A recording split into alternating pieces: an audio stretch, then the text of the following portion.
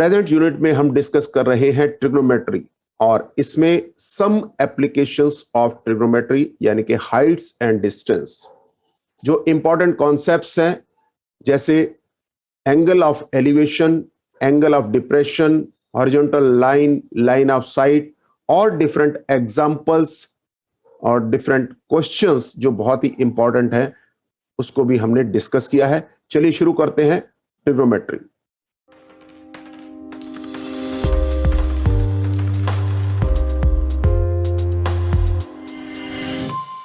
Hello, today again we are here for the next session of crash course for class 10th.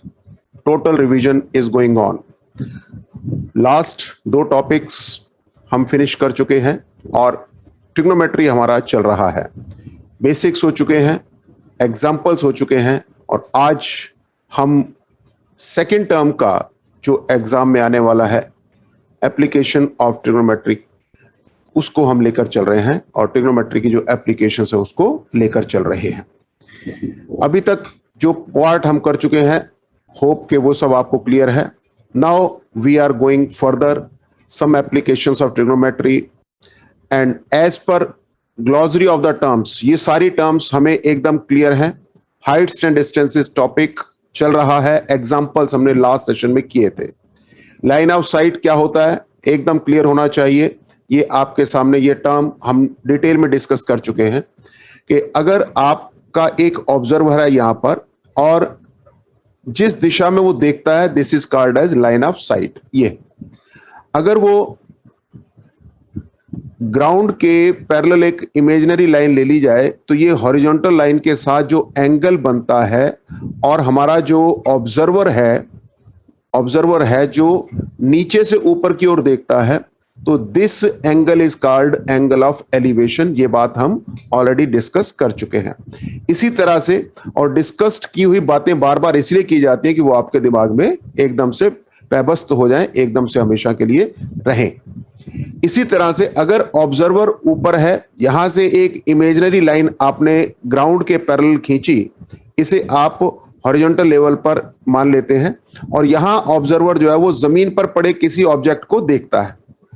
इस object को अगर देख रहा है नीचे की ओर तो इस लाइन जो हॉरिजॉन्टल लाइन है, जो इमेजिनरी लाइन है, एक्चुअल यहां पे कोई लाइन थोड़ी ड्रॉ कर रखी है, ये सिर्फ एक ऑब्जर्व्ड लाइन है, हमने सोची है, इमेजिनरी है। और इसके साथ हमारी जो लाइन ऑफ साइट है, जो हमारी आंखों की देखने की लाइन है, उसका यहां भी कोई लाइन थोड़ी लगी है, ये तो सिर्फ हमारी एक काल्पनिक रेखा। ये भी तो इन दोनों के बीच ये जो एंगल है इसे कहा जाता है एंगल ऑफ डिप्रेशन। ऊपर से नीचे की ओर देखने पर जो है एंगल ऑफ डिप्रेशन है।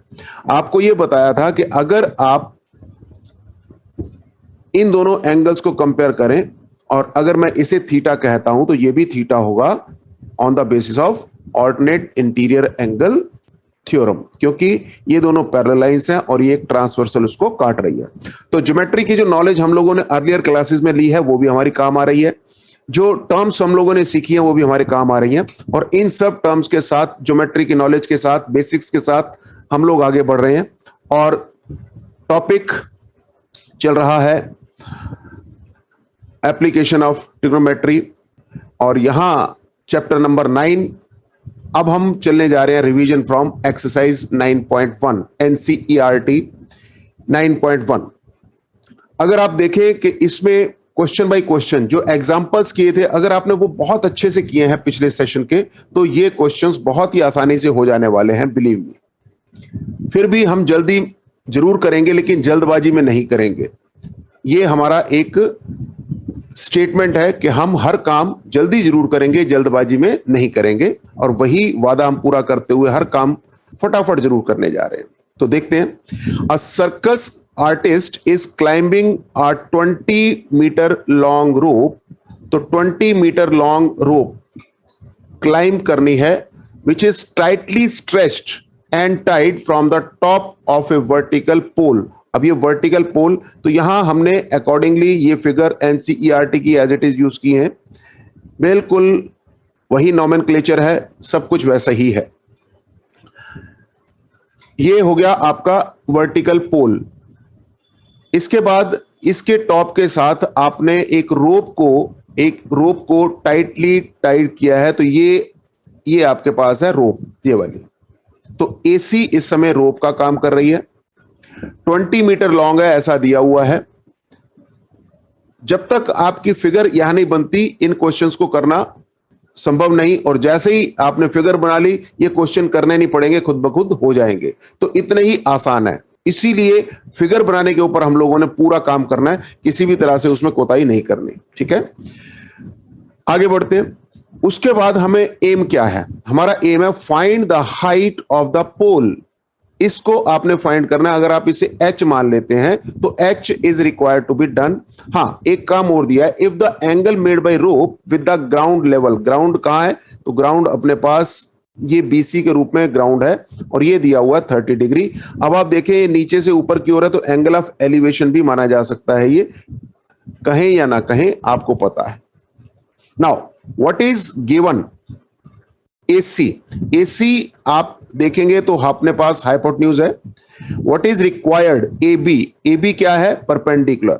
तो इसी दो बातों को आपने ध्यान रखना है कि P एंड H के बीच में रिलेशन क्या होता है। What is the relation between P and H, can you give मी?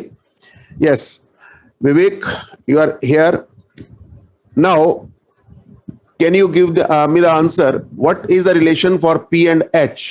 तो P एंड H के बीच में जो रिलेशनशिप है उसको हम किस तरह से डिनोट करते हैं?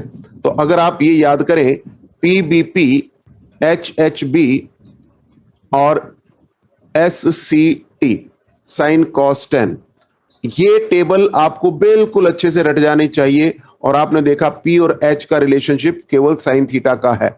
तो जिसने ये काम कर लिया उसके लिए बहुत बहुत बहुत आसान है ये। तो हमें पता है कि परपेंडिकुलर और हाइपोटेन्यूज का जो रिलेशनशिप है वो साइन थीटा वाला है। तो अब आप देखेंगे गिवन ट्रायंगल राइट ट्रायंगल है, और हम यहां पे रफली कर रहे हैं। पेपर में कैसे अटेम्प्ट करना है उसके लिए हम अलग से आपको बताएंगे कि कैसे आपको प्रेजेंटेशन करनी है। उसमें हम बहुत ही बेहतरीन क्वेश्चन जो पिछले सालों के आए हुए हैं वो भी लेंगे, और आने वाले जो एक्सपेक्टेड क्वेश्चन है वो भी लेंगे। अभी फिलहाल हम आपकी रिवीजन करा रहे हैं फ्रॉम NCERT पर्सपेक्टिव। तो इसमें अगर आपको पता लग गया सब कुछ कैसे होता है तो लिखने का तरीका हमें आ जाएगा, सारी चीजें रिवाइज हो जाएंगी, फिर हम बेहतरीन क्वेश्चंस के ऊपर भी जाएंगे, और बहुत जल्दी ही जाएंगे। यस, तो AB अपॉन AC, AB हमारे पास परपेंडिकुलर है, AC हमारे पास हाइपोटेन्यूज है, और इसको हमने कहा कि ये साइन थीटा होता है, ये फार्मूले के अनुसार साइन थीटा। थीटा कितना है इस बार, थीटा कितना है आप देखिए 30 डिग्री। और AB की जगह पे आप लगा सकते हैं X, और AC की जगह लगा सकते हैं आप 20। साइन आपके पास आ गया 30। साइन 30 की वैल्यू क्या होगी, anybody? Yes, it is 1/2। It is 1/2। जो भी आपकी रिप्लाईज हो साथ साथ देते रहेंगे तो और मजा आएगा, आपकी रिवीजन होगी और आपको कॉन्फिडेंस आएगा। जब आंसर्स आपकी तरफ से आते हैं तो कॉन्फिडेंस आपको आता है। So with that H is equal to, तो 20 ऊपर चला गया, 2 ये रहा, कैंसिल होने के बाद 10 आ गया, और क्योंकि सब कुछ मीटर में चल रहा है तो ये भी 10 मीटर आपके पास आंसर आया। काम हो गया खत्म। हम चले अगले एक्सरसाइज, अगले क्वेश्चन की ओर। तो यहां पर हम रफली, जैसे आप अपनी रफ कॉपी में करते हैं ना घर पे बैठ के, बिल्कुल वैसे ही कर रहे हैं। कोई प्रेजेंटेशन का चक्कर नहीं कि कैसे लिखना क्या नहीं करना। पहले आप अपने आप को क्वेश्चन को समझाइए कि how can we arrive at the answer. इसके बीच में क्या क्या स्टेप्स होते हैं, कैसे सोचा जाता है, कैसे फिगर्स बनाई जाती है, कैसे फार्मूले लगाए जाते हैं। नहीं तो मन में ही रह जाता है कि ये फार्मूला हमने क्यों लगाया। तो आपके सारे क्यों का आंसर हम यहां पे देते हुए चल रहे हैं। सो हमारे साथ जो साथी हैं विवेक, वो भी इसको आराम से देखते हुए चलें, और जो आंसर है वो भी हमें देते हुए चलें। चलिए और आगे बढ़ते हैं। Let us move to question number 2। लो जी, ट्री टूट गया, ट्री टूट गया है, और अब इसको क्या करना है वो देखते हैं। स्टॉर्म आएगी तो ट्री टूटेगा। Yes, it is broken.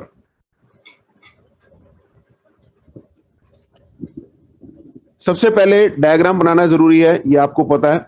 तो हम एक रफली डायग्राम बना लेते हैं इसका, कि एक ट्री को तोड़ना है, डायग्राम बना के चलते हैं। लीजिए, ये हमारे पास डायग्राम बनने जा रहा है।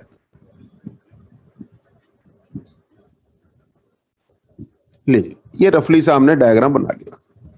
अब ट्री है तो ट्री की तरह से इसको लगाते हैं हल्का सा।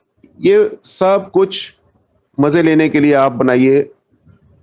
लीजिए ये लीजिए, मान लीजिए ये आपके पास ट्री यहां तक हमने बना दी। ट्री यहां से टूट गया और टूटने के बाद इधर की तरफ वो गिर गया, ऐसे ऐसे आप। तो ये रफ डायग्राम है, इसमें ड्राइंग का कंपटीशन नहीं चल रहा। आप बिल्कुल मस्ती से जो भी आपके पास दिखे। तो मान लेते हैं इसका नाम हम रखते हैं ए और बी। ए बी हो गया ट्री, और सी पॉइंट से ये टूटा, सी पॉइंट से ये टूटा, और ये जब टूटने के बाद ग्राउंड पे गिरा, तो ग्राउंड पे गिरने के बाद ये जो पॉइंट है जिसको टच कर रहा है वो डी है।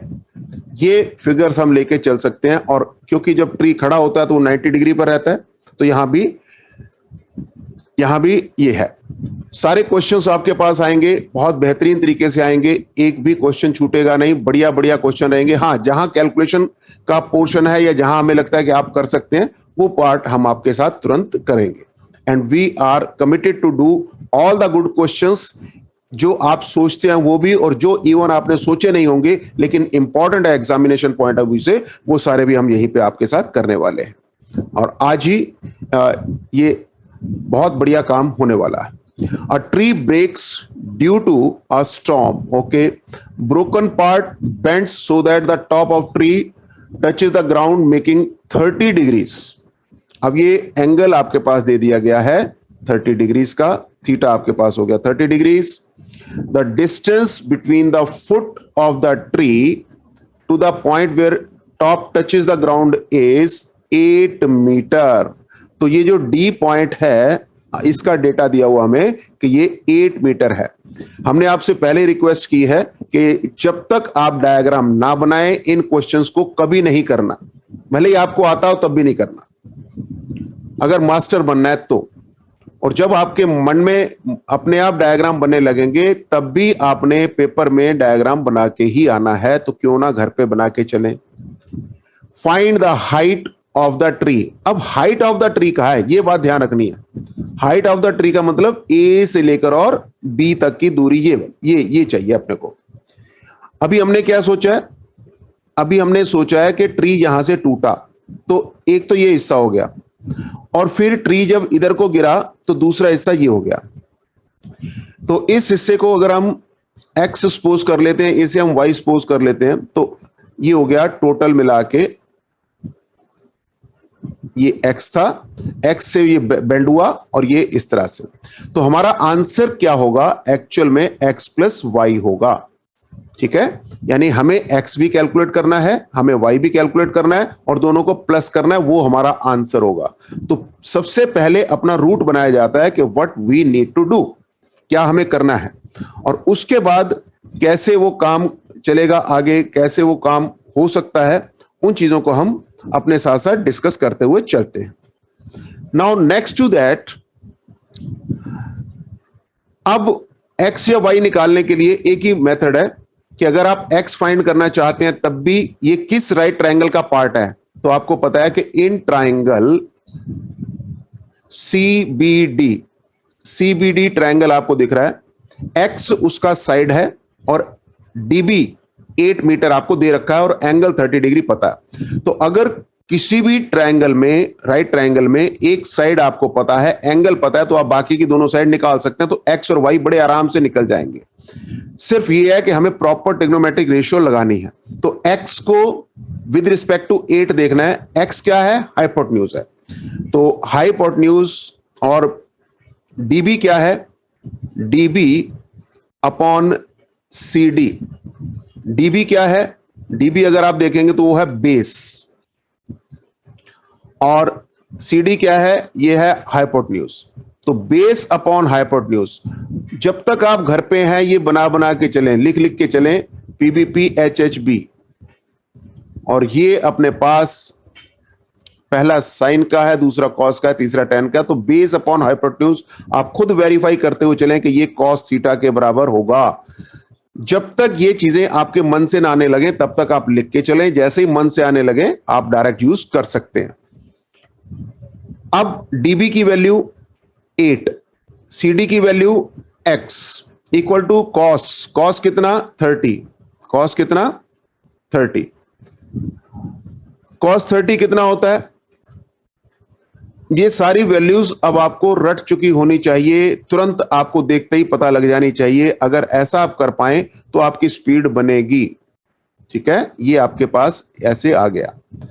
अब फर्दर क्या करने वाले हैं, ये 2 इधर आ गया और x उधर और 3√3 इधर, तो इसको हम सिंप्लीफाई करके 8 इंटू 2 अपॉन √3, ये x की वैल्यू आपके पास आ जाती है, जो कि हो गया 16 अपॉन √3, ये हो गया x की वैल्यू।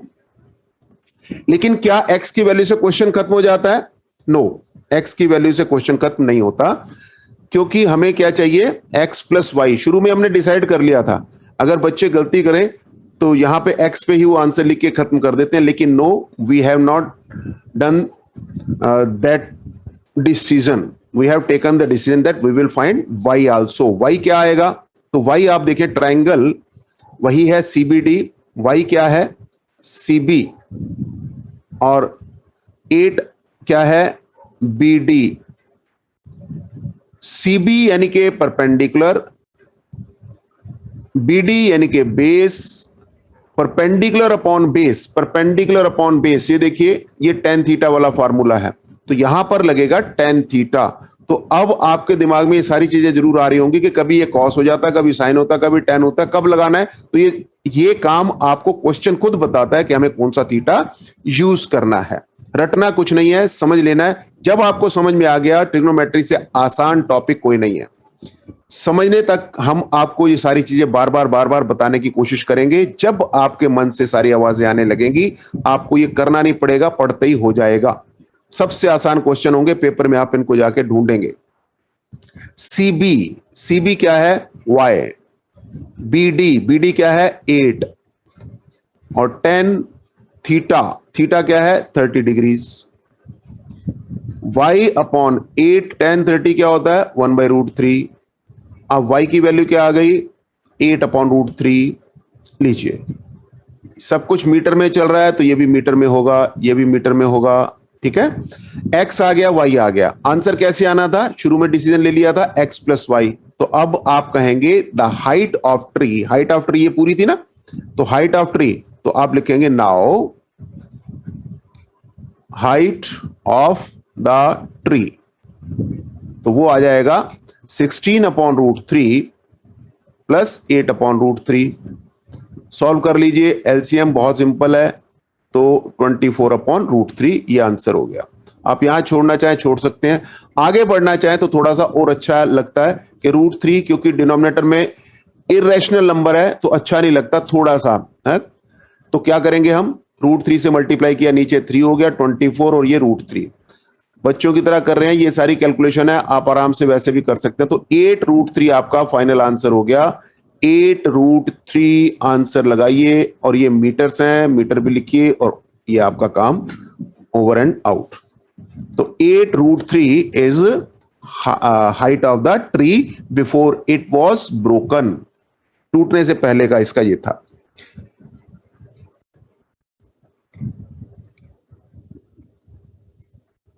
लीजिए, अब इसके आगे और बढ़ते हैं कि हमारे पास जो भी क्वेश्चंस हैं, इन क्वेश्चंस को आप करते चले जाएं। नेक्स्ट क्वेश्चन आपके पास है, these questions will be available for you for doing your revision. Question number 3 अपने पास, a contractor plans to install 2 slides for the children.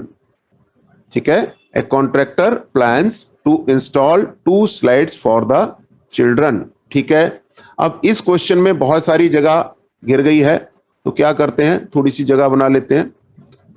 यहां पर अपने पास डायग्राम बनाते हैं थोड़ा सा, तो पता लग जाएगा। 2 स्लाइड्स यानी झूले लगाने हैं, या एक इस तरह से, ये ऐसे यहां से बच्चा बैठेगा, आराम से झूलते झूलते झूलते झूलते यहां से लुढ़कते हुए नीचे आ जाएगा, बड़ा मजा आता है बच्चों को। तो contractor plans to install 2 slides, 2 slides लगानी है। ठीक है, एक एक करके बात करते हैं। For the children to play in a park. तो ये तो हो गई इंफॉर्मेशन, इसको बार बार पढ़ने की अब जरूरत नहीं है। जब तक आप पढ़ के डायग्राम ना बना ले, क्वेश्चन पे मत जाइए, टाइम जितना मर्जी लग जाए, घर पे बैठ के आप सीख रहे हैं। जब घर पे बैठ के आपने सब मास्टर कर लिया, पेपर में कैसे करना है that we will discuss later on, और सारे बेहतरीन क्वेश्चन जो पेपरों के हैं वो हम आपके साथ डिस्कस करेंगे। अभी हम सिर्फ एनसीईआरटी पे चल रहे हैं, लेकिन इसके साथ बहुत बेहतरीन क्वेश्चन भी बीच में ऐड किए जाएंगे। For the children below the age of 5 years, she prefers to have a slide whose top is at a height of 1.5 meter। तो ये 1.5 मीटर की बात हो रही है, ऐसा उसको दिया गया है। And is inclined at an angle 30 degrees। अब छोटे बच्चे हैं, बहुत ज्यादा तेजी से नीचे आएंगे तो उन्हें चोट लग सकती है, चक्कर आ सकते हैं, ऐसा उसने सोचा, तो ये 30 डिग्री का स्लांट बनाया ताकि एक लंबा स्लांट बने, और ऊंचाई भी ज्यादा नहीं रखी, सिर्फ 1.5 मीटर रखी गई है। ठीक है जी, ये उसकी प्लानिंग है। Whereas for elder children, तो एल्डर के बारे में बाद में बात करेंगे, डायग्राम भी बनाएंगे। She wants to have a steep, okay 3 metre, और फिर ये 60। What should be the length of slide in each case. तो ईच केस की बात करता, तो पहले हम इस केस में इस को x मान लेते हैं, तो पहला तो हमारा आंसर ये x आएगा। फिर दूसरे केस में जो एल्डर चिल्ड्रन है उनके लिए बनाएंगे, तो उसका जो आएगा उसे y मान लेंगे। तो x और y जब दोनों अलग अलग आंसर आ जाएंगे तो हमारा क्वेश्चन खत्म हो जाएगा। तो x वाला पार्ट हम करेंगे, y वाला पार्ट आप कर लेना, या जैसा भी आप कहें। तो ये देखो, अब डायग्राम तो रफली बनता है।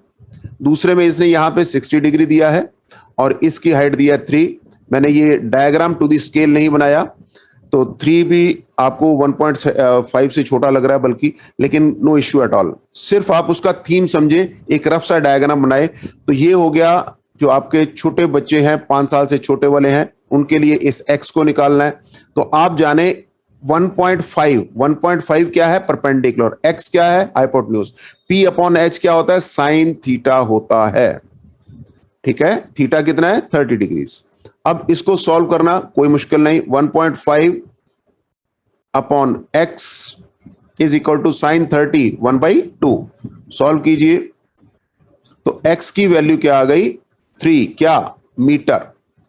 तो अपने पास जो छोटे बच्चों के लिए स्लाइड की लेंथ है वो कितनी आनी चाहिए, 3 मीटर।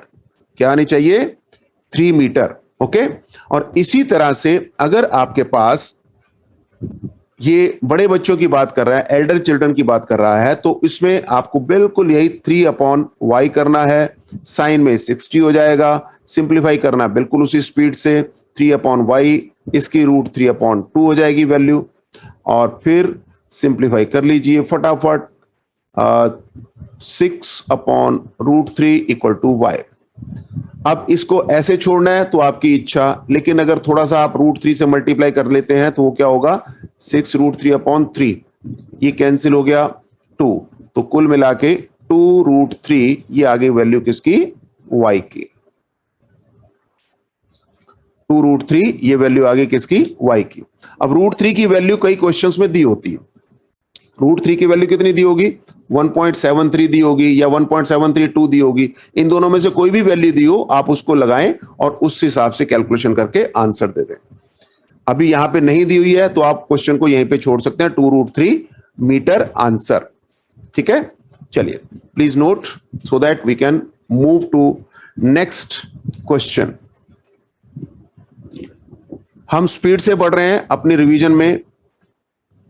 जहां भी क्वेश्चन में ऐसा लगेगा कि ये इस हिस्से से आप कर सकते हैं, वहां से हम रिक्वेस्ट आपसे करेंगे कि ये हिस्सा आप खुद कर लें। लेकिन डायग्राम बनाने की प्रैक्टिस हम आपके साथ साथ करवाते जा रहे हैं। जब आपके डायग्राम बनने शुरू हो जाएंगे, ये क्वेश्चन बिल्कुल चाइल्ड्स प्ले हो जाएंगे, चुटकियां बजाते हो जाएंगे। द एंगल ऑफ एलिवेशन, यानी कि नीचे से ऊपर देखना है, of the top of A tower from a point on the ground which is 30 meter away from the foot of a tower is 30 degrees। तो एक ही सेंटेंस है पूरे का पूरा। अगर आप ध्यान से देखें तो डायग्राम बना लीजिए, पहले तो डायग्राम बना लीजिए बिल्कुल जैसे जैसे कहा जाए। ये अपने पास क्या दिया उसने, टॉप ऑफ टावर का कितना दिया हुआ है, कितना एंगल दिया हुआ है, 30 डिग्री दिया हुआ है, ठीक है। 30 डिग्री के हिसाब से आप उसको बना डालिए फटाफट। कितना आया, ये लीजिए। नाप तोल करके बनाने की जरूरत नहीं है, सिर्फ आपने लिख दिया 30 डिग्री, काम खत्म। इसके बाद ए बी सी कुछ भी नाम दे दिए, और इसको आपने क्या निकालना है, angle of elevation to, okay, height of the tower निकालने, तो इसको एच मान लीजिए बस। और इंफॉर्मेशन क्या है, foot of the tower is 30 metre away, तो उधर डिग्री में भी 30 था, इधर भी 30 था, पर कोई बात नहीं, जो है वो 30 डिग्रीज है, 30 मीटर है। Find the height of tower, तो बहुत ही आसान क्वेश्चन, आप देखिए परपेंडिकुलर और बेस वाला फार्मूला क्या होता है, ये tan थीटा का। अब तक आपको ये चीज अगर रिकॉल हो गई तो काम खत्म हो गया। परपेंडिकुलर और हाइट बेस वाला जो फार्मूला है वो क्या है, tan थीटा का है। परपेंडिकुलर है h, बेस है 30, h upon 30 is equal to tan 30 degrees. tan 30 का वैल्यू क्या होता है, 1/√3। तो बस इसको सिंप्लीफाई करके आंसर निकाल लीजिए। तो ये क्वेश्चन हम आप पे छोड़ रहे हैं विद द रिक्वेस्ट कि आप कर लेंगे h upon 30 equal to tan 30, और इसकी वैल्यू लगा लेंगे 1/√3, और उसके बाद h की वैल्यू क्या आ जाएगी, 30 अपॉन √3। 30 अपॉन √3 को फिर वही काम इस तरह से फटाफट करके, तो tan√3 क्या, मीटर, ये आंसर आ गया। अगर √3 की वैल्यू दे रखी हो तो आप लगा लेंगे, अदरवाइज आप √3 की जगह पे क्या लगाते हैं, एज इट इज छोड़ सकते हैं, ऐसे कर सकते हैं या ऐसे कर सकते हैं। इनमें से कोई भी वैल्यू आप इसमें यूज करके आंसर तक पहुंच सकते हैं। So hope this was an easy question. So let us move further. लो जी, पतंग उड़ाने का समय आ गया। A kite is flying, kite fly कर रही है, और यहां पर हम उसको उड़ाने के लिए तैयार हो जाते हैं। चलिए, क्या कह रहा है, a kite is flying at a height of 60 meters above the ground. String is attached to the kite is temporarily tied. बिल्कुल सीधा, ऐसा होता नहीं है वैसे प्रैक्टिकली। अगर आपने पतंग उड़ाई हो तो वो थोड़ी सी ऐसी सैग होती है, झूला झूला टाइप होती है, लेकिन यहाँ पे क्या कह रहा है, वो सीधी है। चलो मान लीजिए सीधी है, तो आपने बस मानना है, लड़ाई झगड़ा कुछ नहीं करने का। तो ये मान लिया आपने कि बिल्कुल एकदम स्ट्रिंग सीधी है।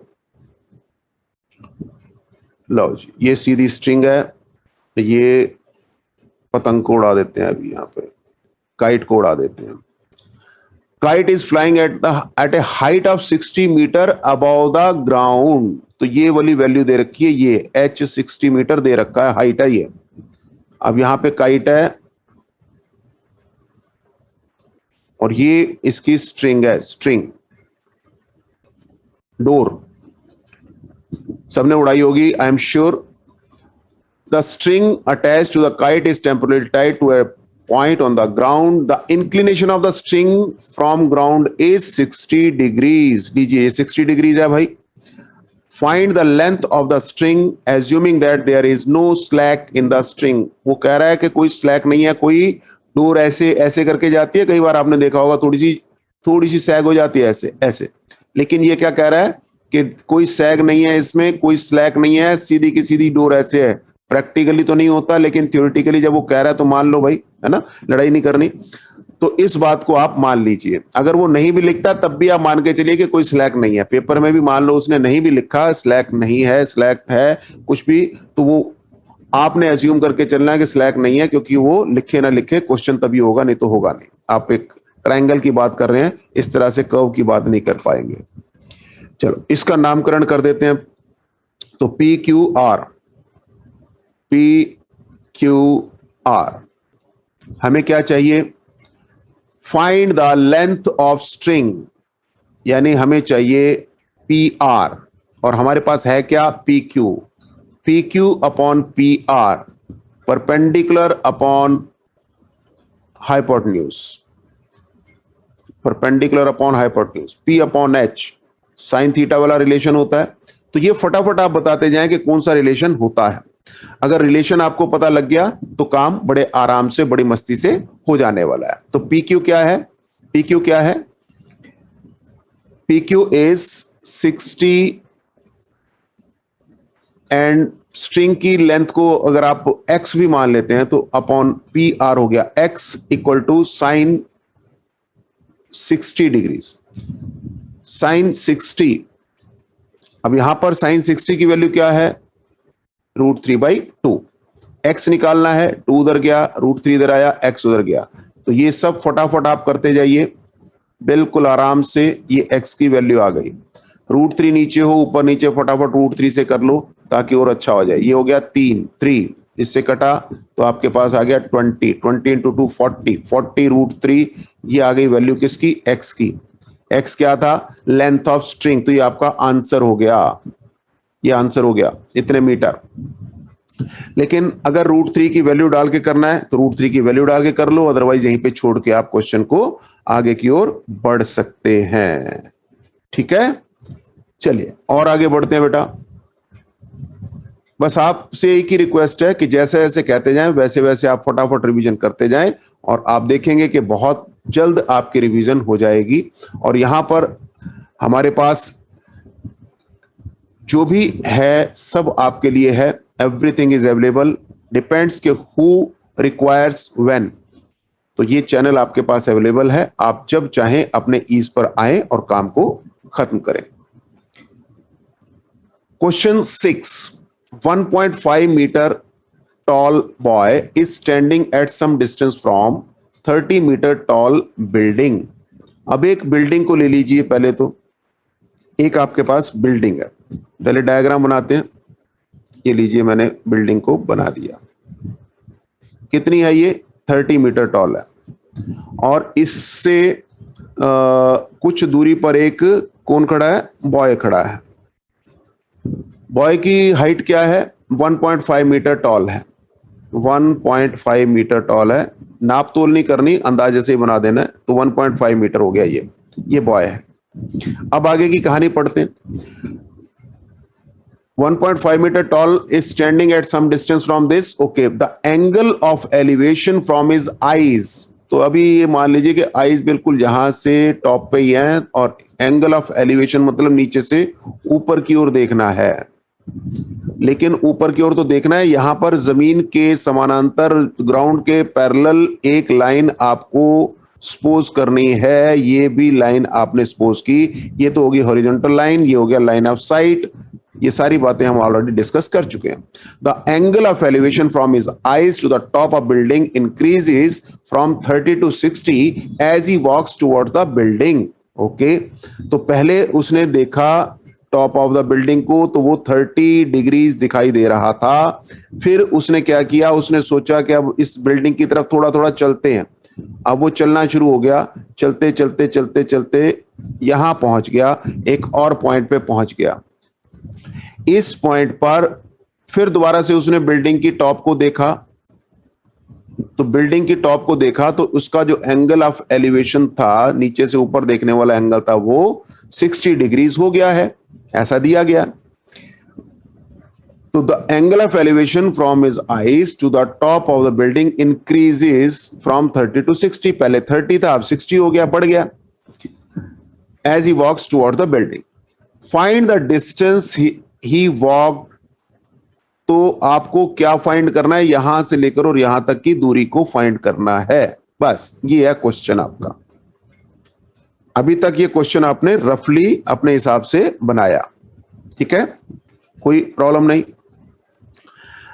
एम आपको स्पष्ट हो गया। अब इसका नामकरण कर दिया जाए, ए बी, और ये अपने पास इस पॉइंट को दे देते हैं सी और इस पॉइंट को दे देते हैं डी, और इसके बाद ये होता है पी और इसे हम क्यू, कुछ भी नाम दे दिया, नामकरण कुछ भी दे दिया। उसके बाद बेटा आप इसे यहां से लेकर यहां तक, इसे यहां से लेकर यहां तक चेक करेंगे कि ये क्या है। पूरा ये 30 है, ये कितना है ये नहीं पता, सपोज कर लेते हैं ये h है, या h, चलिए h ही मान लेते हैं। तो h की वैल्यू क्या आ जाएगी, 30 पूरा था, उसमें से 1.5 माइनस कर दिया तो कितना आ गया, 28.5। तो AB की वैल्यू क्या आ गई, AB की वैल्यू क्या आ गई, 28.5। कैसे आया आप देख सकते हैं कि ये वाली वैल्यू जो है वो है 1.5। ये क्यों? क्योंकि उस dp और pq इस डायग्राम के हिसाब से दोनों बराबर है 1.5 के। अब एक कदम और आगे बढ़ते हैं। अगर आप ये देखें कि हमारे पास फाइंड क्या करना है, फाइंड करना है डीसी। आपको शुरू में ही बताया था कि डीसी क्या किसी राइट ट्रायंगल की साइड है, तो आंसर है नो। इसका मतलब डायरेक्ट तो सॉल्व की नहीं जा सकती, तो इसको आप कोई नाम दे दीजिए। मान लीजिए इसको आपने एक्स या वाई या कुछ भी नाम दे दिया, ये वाई दे दिया, इसे एक्स दे दिया। तो आपका एम क्या है? आपका एम है एक्स फाइंड करना, लेकिन एक्स को डायरेक्ट फाइंड नहीं किया जा सकता, इतना तो पता लग चुका। वाई को फाइंड कर सकते हैं क्या? वाई किसी राइट ट्रायंगल की साइड है तो उसे हम फाइंड कर सकते हैं, बशर्ते कोई और साइड पता हो। तो हमें एच पता है, 60 डिग्री ये भी पता है ए बी सी ट्रायंगल में, तो वाई को फाइंड किया जा सकता है। तो सबसे पहले हम वाई को फाइंड करेंगे, फिर हम बीडी को भी फाइंड कर सकते हैं। तो बीडी कौन से ट्रायंगल में है? एबीडी में है। बीडी हमारे पास फाइंड किया जा सकता है। बीसी हमने फाइंड कर लिया, तो बीडी में से बीसी माइनस कर दीजिए, आंसर आ गया। तो रूट तो हमने बना लिया, कैसे करेंगे वो तो हमने बना लिया, अब सिर्फ करना रह गया। कर लेते हैं फटाफट। तो पहले ट्रायंगल को पकड़ते हैं, इन ट्रायंगल ए बी सी, और ये राइट ट्रायंगल ही पकड़ने हैं भाई। In right triangle A B C, सबसे पहले क्या? A B upon B C, A B upon B C perpendicular upon base tan theta होता है, तो tan 60 ए बी क्या है? 28.5 और BC क्या है? y इक्वल टू 10, तो ये √3 हो गया। तो ये आ गया 28.5 अपॉन √3, ये हो गया y की वैल्यू। आखिरी बार में ही सॉल्व करेंगे, एक ही बार में। अभी यहां पर लिख के रख लीजिए कि ये वैल्यू किसकी आ गई हमारे पास? ये आ गई y की वैल्यू। अब दूसरे ट्रायंगल को पकड़ते हैं, इन ट्रायंगल एबीडी में A B upon B D equal to tan 30 हो सकता है। ए बी क्या है? ए बी है हमारे पास 28.5, बी डी क्या है? x प्लस वाई, और tan 30 होता है 1/√3। तो 28.5 √3 इधर आके मल्टीप्लाई हो गया, equal to x plus Y हो जाएगा। हमें क्या फाइंड करना था? ध्यान से देखिए, हमें क्या फाइंड करना था? हमें x फाइंड करना था। तो इस x प्लस वाई में से y अगर मैं माइनस कर दूं तो x आ जाएगा। तो इसका मतलब क्या है कि x प्लस वाई की वैल्यू में से y की वैल्यू माइनस कर दो तो x आ जाएगा। सिमिलरली आप क्या करेंगे? 28.5 √3 से जो मल्टीप्लाई हो रहा था, इसमें से माइनस कर देंगे 28.5 अपॉन √3, ये हमारा आंसर हो जाएगा। ये हमारा आंसर हो जाएगा। अब इसको सिंप्लीफाई करने की एक्सपेक्टेशन हम आपसे कर सकते हैं, बहुत इजी है, फटाफट आप कर लीजिए। √3 इसका एलसीएम आ जाएगा, और √3 से मल्टीप्लाई हुआ 3, और 3 टाइम्स ऑफ 28.5 कॉमन लिया जा सकता है, तो यहां पे आ गया 3 - 1 यानी कि 2, और √3 ये रहा।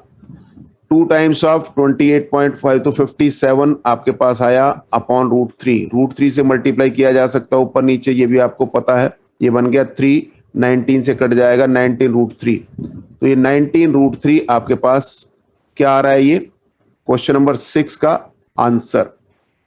अगर आप इसे √3 की वैल्यू लेते हैं, √3 की वैल्यू क्या है? 1.732, जहां तक आप लेके जाना चाहें लेके जा सकते हैं। तो लगभग आपके पास 32.9 मीटर के आसपास आंसर आ जाएगा, इसे आप अगर वैल्यू को डाल के चलते हैं तो ये कोई आपको कहेगा नहीं, ये आपकी इच्छा है।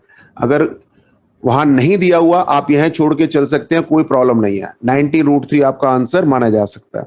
लेकिन अगर इसके अलावा कोई है, तो आपको वहां पे दिया जाएगा कि यूज √3 इक्वल टू 1.7 या दिया जाएगा 1.73 या दिया जाएगा 1.732, जो भी आपको दिया जाए वो वाली वैल्यू आप यहां पे लगाइए और आंसर निकाल लीजिए। अप्रोक्सीमेट आंसर आपका 32.91 हो जाएगा।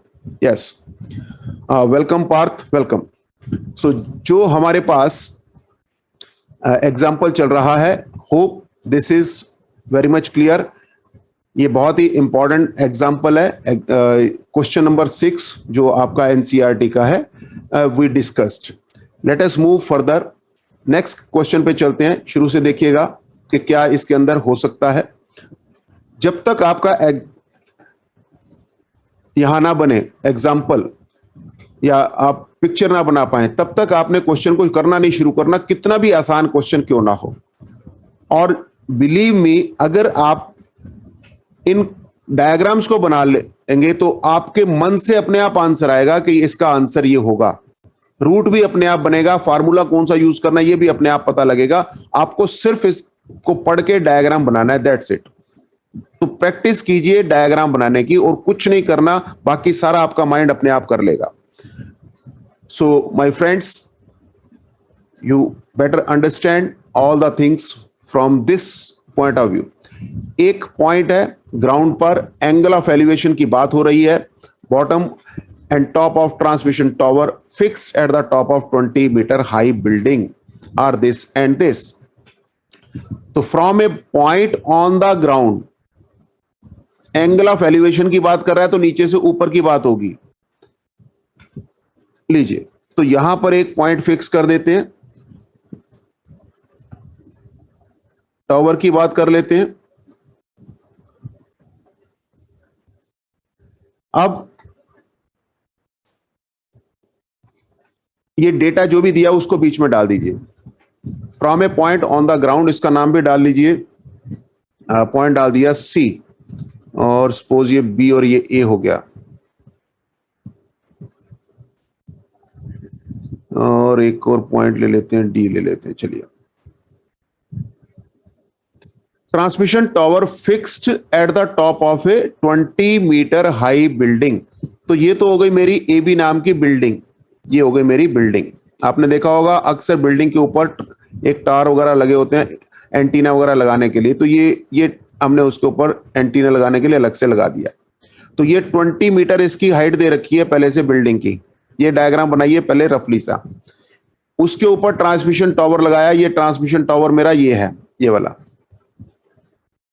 अब क्या किया है कि एक ऑब्जर्वर खड़ा है, कहां पर? एक ऑब्जर्वर खड़ा है कहां पर? सी पर। ठीक है पार्थ, ये सी पर खड़ा है। इसको देखते हुए और ऊपर की ओर भी इसको देखना है। तो उसने क्या कहा है? From a point on the ground the angle of elevation of the bottom and top of transmit tower at the fixed 20 metre high building 45 degree है एंड 60 डिग्री है। 45 कौन सा होगा, कम वाला या ज्यादा वाला? अपने आप सोचना, ये गलती नहीं करनी। कौन सा वाला होगा ये देख लेना है। ये 60 है भाई, ये 45 है, और बिल्कुल वैसे ही मार्किंग करनी है। कुछ बच्चे यही गलती कर जाते हैं, आपने नहीं करनी भाई। Find the height of tower, तो आपको ये फाइंड करना है डी ए।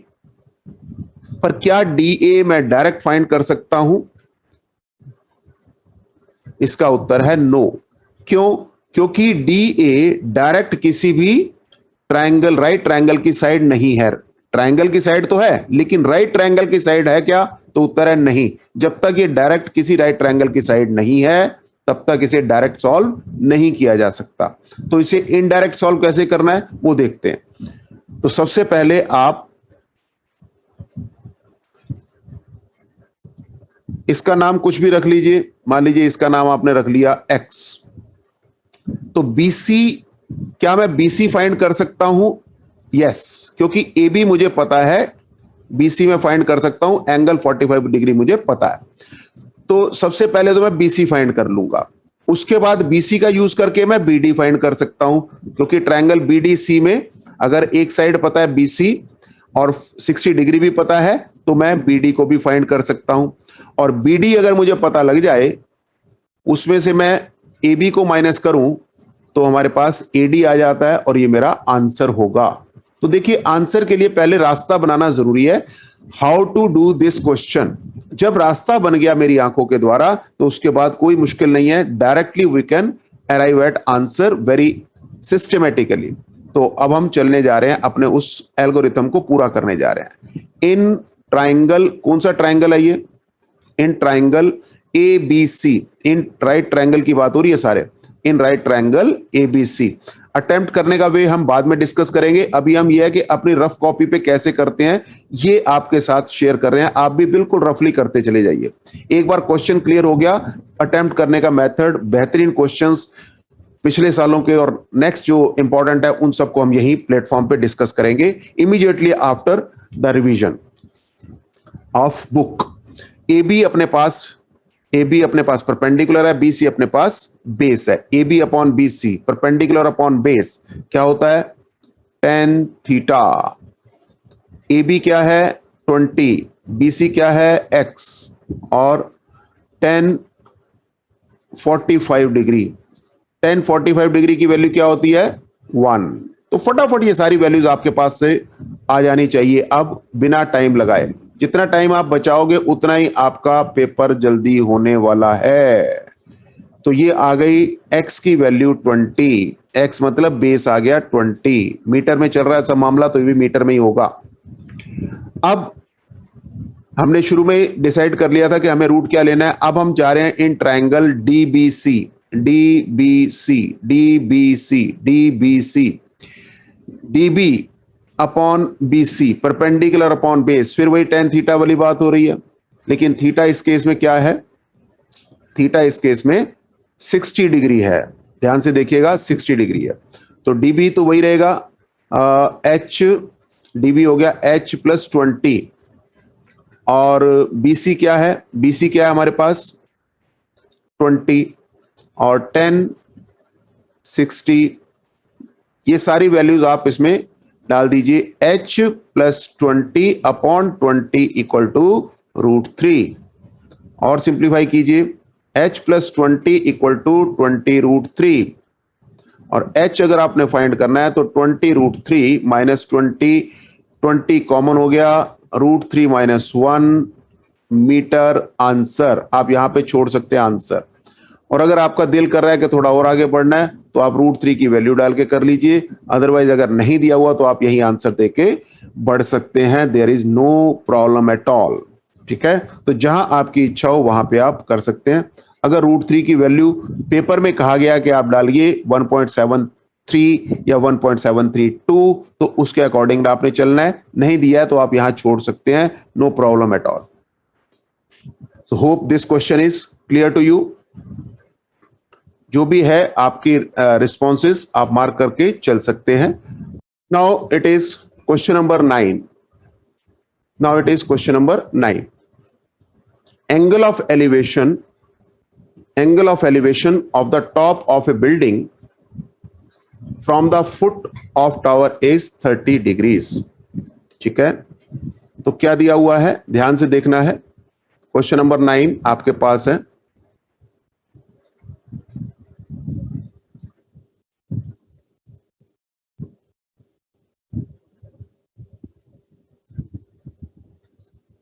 लीजिए, एक तो दिया हुआ building, angle of elevation of the top of building from the foot of tower is 30 degree, and angle of elevation of top of the tower from foot of the building is 60 degrees.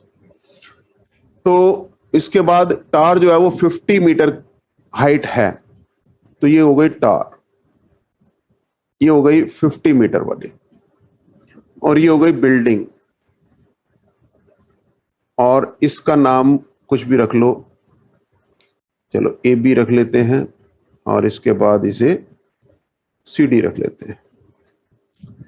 Given क्या है? The angle of elevation of the top of building from the foot of tower is 30 degrees. तो यहां से इसको देखा गया तो ये 30 डिग्रीज आ गया,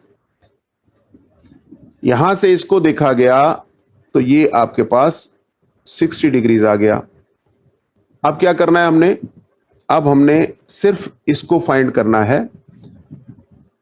सबसे पहले क्वेश्चन क्या है, इसको find height of the building. तो हाइट ऑफ द बिल्डिंग को मार्क कर लीजिए, ये हो गया h। तो h तो आपको फाइंड करना है, इसको कनेक्ट के तौर पे यूज कर लीजिए x, क्योंकि h के लिए कोई डेटा आपके पास नहीं है, जबकि x फाइंड करने के लिए डेटा आपके पास cd के तौर पे मौजूद है।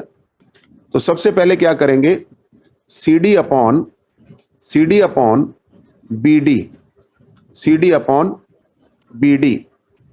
कौन सा ट्राइंगल ले रहे हैं हम, ये बड़े वाला CDB वाला, इन ट्राइंगल CDB,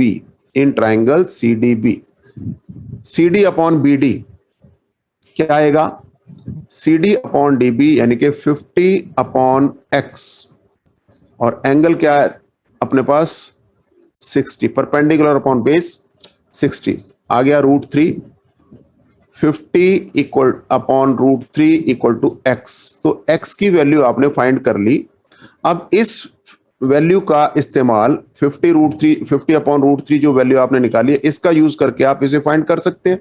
तो अब आप इन ट्राइंगल कौन सा, ABD, in triangle ABD, what you are going to take, you are going to take AB upon BD equal to AB upon BD equal to 1030, perpendicular upon base ही है ना इसमें भी। AB हमारे पास हो गया H जो हमें रिक्वायर्ड है, ये हो गया X और ये हो गया 1030 मतलब 1/√3। H equal to 1 upon √3 into x की वैल्यू आपने फाइंड कर रखी है, यहां पे वैल्यू डाल दीजिए 50 अपॉन √3 मल्टीप्लाई 50 अपॉन 3। आप 50 अपॉन 3 पे छोड़ दीजिए, कोई प्रॉब्लम नहीं है। और अगर आप इसे फ्रैक्शंस में लेके जाना चाहते हैं तो आ जाएगा 16 2/3 क्या, मीटर, सब कुछ मीटर में है तो ये भी मीटर में आ जाएगा। So Parth, I think this is over and the problem asked is conveyed. और आगे बढ़ते हैं। Question number 10, 2 poles of equal height are standing opposite each other. अब देखिए, जो डेटा दे रहा है उसको बड़े आराम से समझना है। क्या दिया हुआ है, 2 poles ऑफ इक्वल हाइट, ये इक्वल शब्द है, ये बहुत इंपॉर्टेंट है। 2 poles of equal heights are standing opposite each other on either side of the road. लीजिए, either side of the road, तो एक इस साइड पे खड़ा है, एक इस साइड पे खड़ा है, दोनों की हाइट क्या है, बराबर है। लीजिए, थोड़ा सा थिकनेस इसमें डाल दी, ठीक। अब इसके बाद इसका नाम रख लेते हैं कुछ, मान लेते हैं ये है अपने पास AB और ये है अपने पास CD। हाइट कितनी है नहीं पता, H इसकी मान लेते हैं, H इसकी मान लेते हैं। अब क्वेश्चन क्या है वो देखते हैं। Standing on opposite each other on either side of the road, यानी कि एक इस साइड पे है, एक दूसरी साइड पे। आइदर साइड का मतलब एक साइड पे, एक दूसरी साइड पे। Which is 80 metre wide. ये जो रोड है BD की वैल्यू दे रखी है, इसका मतलब 80 metre. From a point between them on the road, एक रोड पर बीच में कोई एक पॉइंट है। कहां, बीचों बीच नहीं कहा, कहीं भी बीच में है। तो जरूरी नहीं कि मिड पॉइंट है उसका, मिड पॉइंट नहीं सोच लेना, कहीं बीच में है, तो रास्ते में कहीं पे होगा, ऐसा समझ लेते हैं। तो मान लेते हैं कि ये हमारे पास x की, ये x है, तो ये बन जाएगा 80 माइनस x। तो ये मार्किंग फटाफट कर लो। डायग्राम जब तक नहीं बनेगा तब तक क्वेश्चंस नहीं होंगे। डायग्राम गलत, क्वेश्चन गलत, डायग्राम ठीक, क्वेश्चन ठीक, बस इतनी सी बात है। और एक बार अगर गलत हो जाए दूसरी बार बना लो भाई, क्या दिक्कत है। लीजिए, अब दिया हुआ data, from a point between them on the road the angle of elevation of the top of the poles are 60 degree and 30 degree.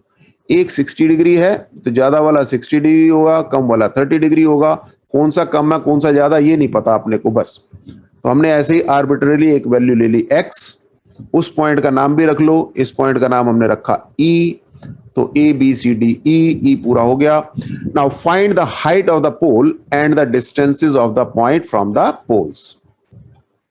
अब इस डिस्टेंस को फाइंड करना है, कैसे? Find the height of the poles and the distances of the pole from the, अच्छा अब h find करना है और x और 80 माइनस एक्स ये सब बताना है। यानी कि आपको क्या क्या फाइंड करना है? एक तो करना है h का मतलब आपको करना है AB फाइंड करना है, और फिर CD फाइंड करना है, दोनों h के बराबर है, ये दोनों h के बराबर है।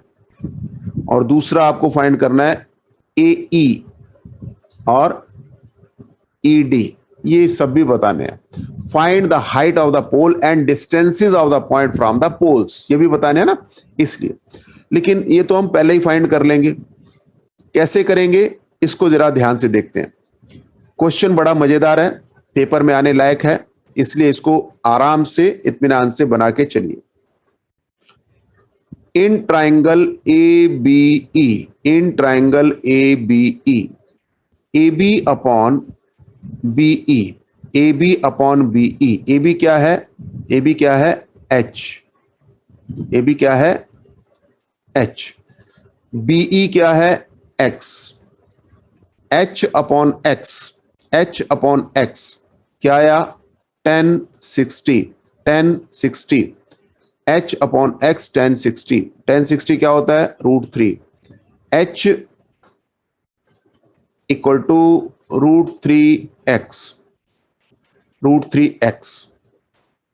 h की वैल्यू ये आ गई, x की वैल्यू क्या आ गई वो आप फाइंड कर सकते हैं इसी केस में।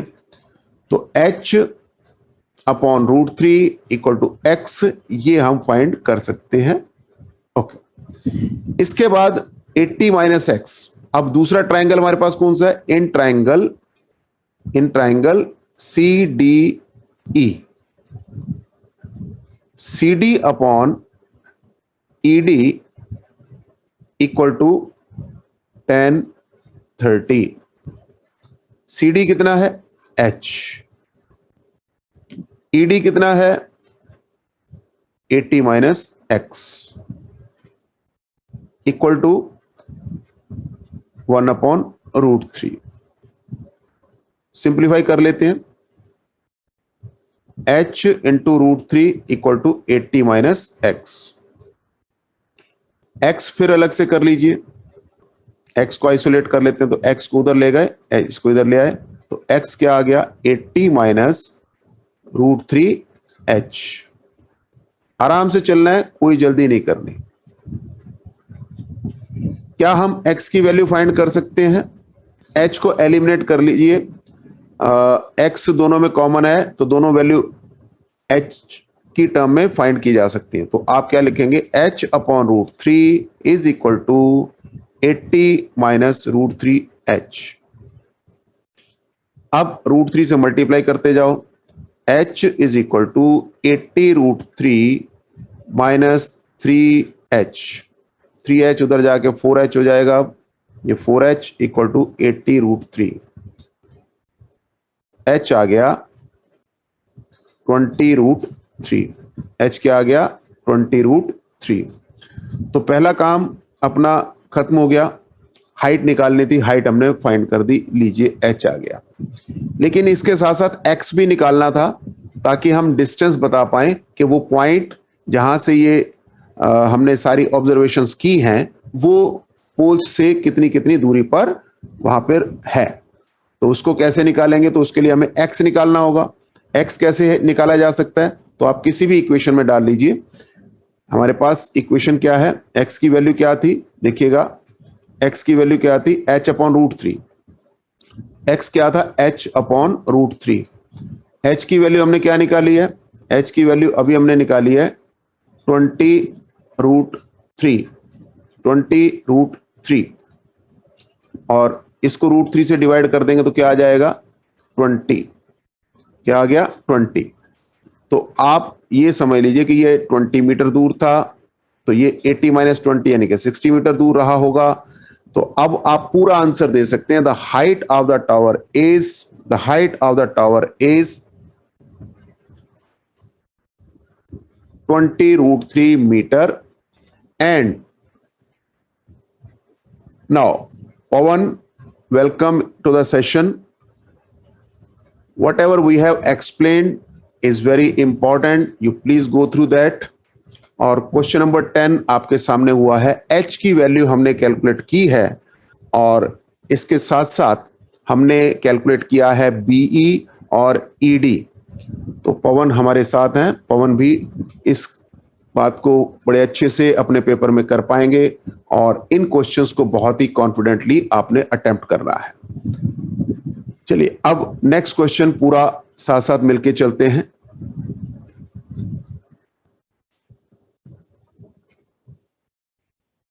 क्वेश्चन हमारे पास है टीवी टावर. लीजिए, टीवी टावर की बात हो रही है, बड़ा मनोरंजन आपके पास होने वाला है. TV tower stands vertically on a bank of a canal. From a point on the other bank directly opposite to the tower, the angle of elevation of the top of tower is 60 degrees. सब कुछ दिया हुआ है, diagram आपके सामने बना रखा है, NCERT का ही है. तो आराम आराम से एक एक चीज को देखिए. फ्रॉम, ये तो इंफॉर्मेशन है. जब इंफॉर्मेशन होती है उसको फटाफट निकाल के आपने क्या करना है, सिर्फ एक डायग्राम बना लेना है. जैसे ही डायग्राम बन जाएगा काम आपका बहुत आसानी से हो जाएगा. तो ये एंगल 60 डिग्री आपको दिया हुआ है, हमने बना लिया. द एंगल ऑफ एलिवेशन यानी कि नीचे से ऊपर की ओर देखा हुआ. From another point 20 metre away. तो यहां सी पॉइंट से 20 मीटर दूर आप चले गए, यहां पर पहुंच गए और यहां पे जाके आपने फिर दोबारा से देखा पीछे मुड़ के टावर को. तो क्या हुआ, फुट ऑफ द टावर से हम बिल्कुल सीध में आगे बढ़े 20 मीटर पीछे की ओर. The angle of elevation of top of tower अब रह गया था 30 डिग्रीज. ऊपर की ओर देखा तो ये केवल 30 डिग्री दिखाई दिया. पहले था 60, अब है 30 और 20 मीटर की डिस्टेंस हमने ट्रेवल की है. बस ये इंफॉर्मेशन, ये भी एक एग्जामिनेशन पॉइंट ऑफ व्यू से इंपॉर्टेंट क्वेश्चन है. तो आप इसे अच्छे से डायग्राम बना लें. उसके बाद find the height of tower and width. Width मतलब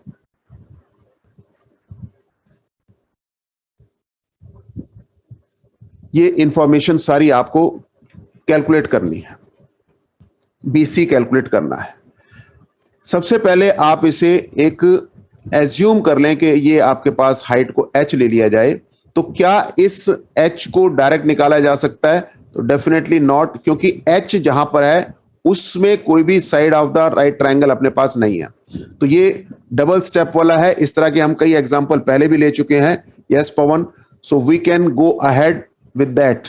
तो in right triangle ABC, in right triangle ABC, AB upon BC तो परपेंडिकुलर अपॉन बेस है, tan थीटा की बात है. तो tan 60 आपके पास है. AB हमारे पास, उसको हमने स्मॉल नेम दिया है H, BC को हम स्मॉल नेम दे लेते हैं X. तो और √3 H is equal to √3x, या हम कह सकते हैं H upon √3 equal to X.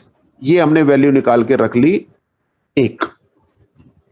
इसी तरह से इन राइट ट्रायंगल, दूसरा राइट ट्रायंगल कौन सा है हमारे पास, ABD.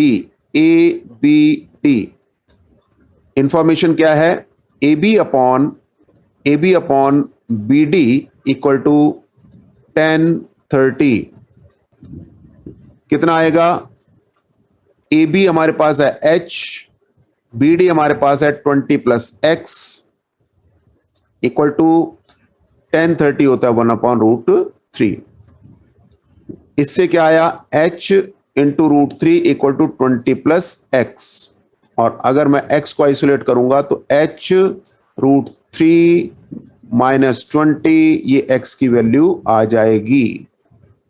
अब आप देखिए कि दोनों ही X की वैल्यूज हैं. तो इस तरह के हमने कई क्वेश्चंस कर लिए. तो इनको इक्वेट किया जा सकता है, बराबर रखा जा सकता है, जिससे कि X एलिमिनेट हो जाएगा, H की वैल्यू आ जाएगी.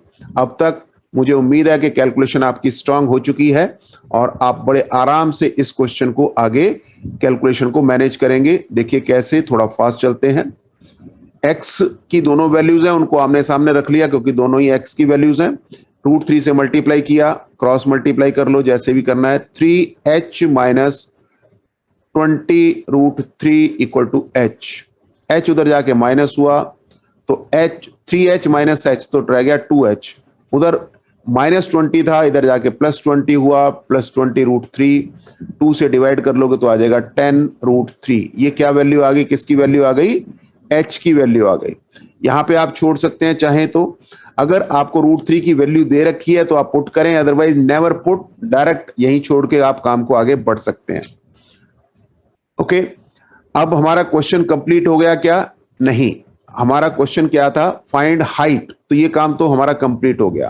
दूसरा क्वेश्चन था and width of the canal, तो विड्थ यानी कि x भी कैलकुलेट करना था।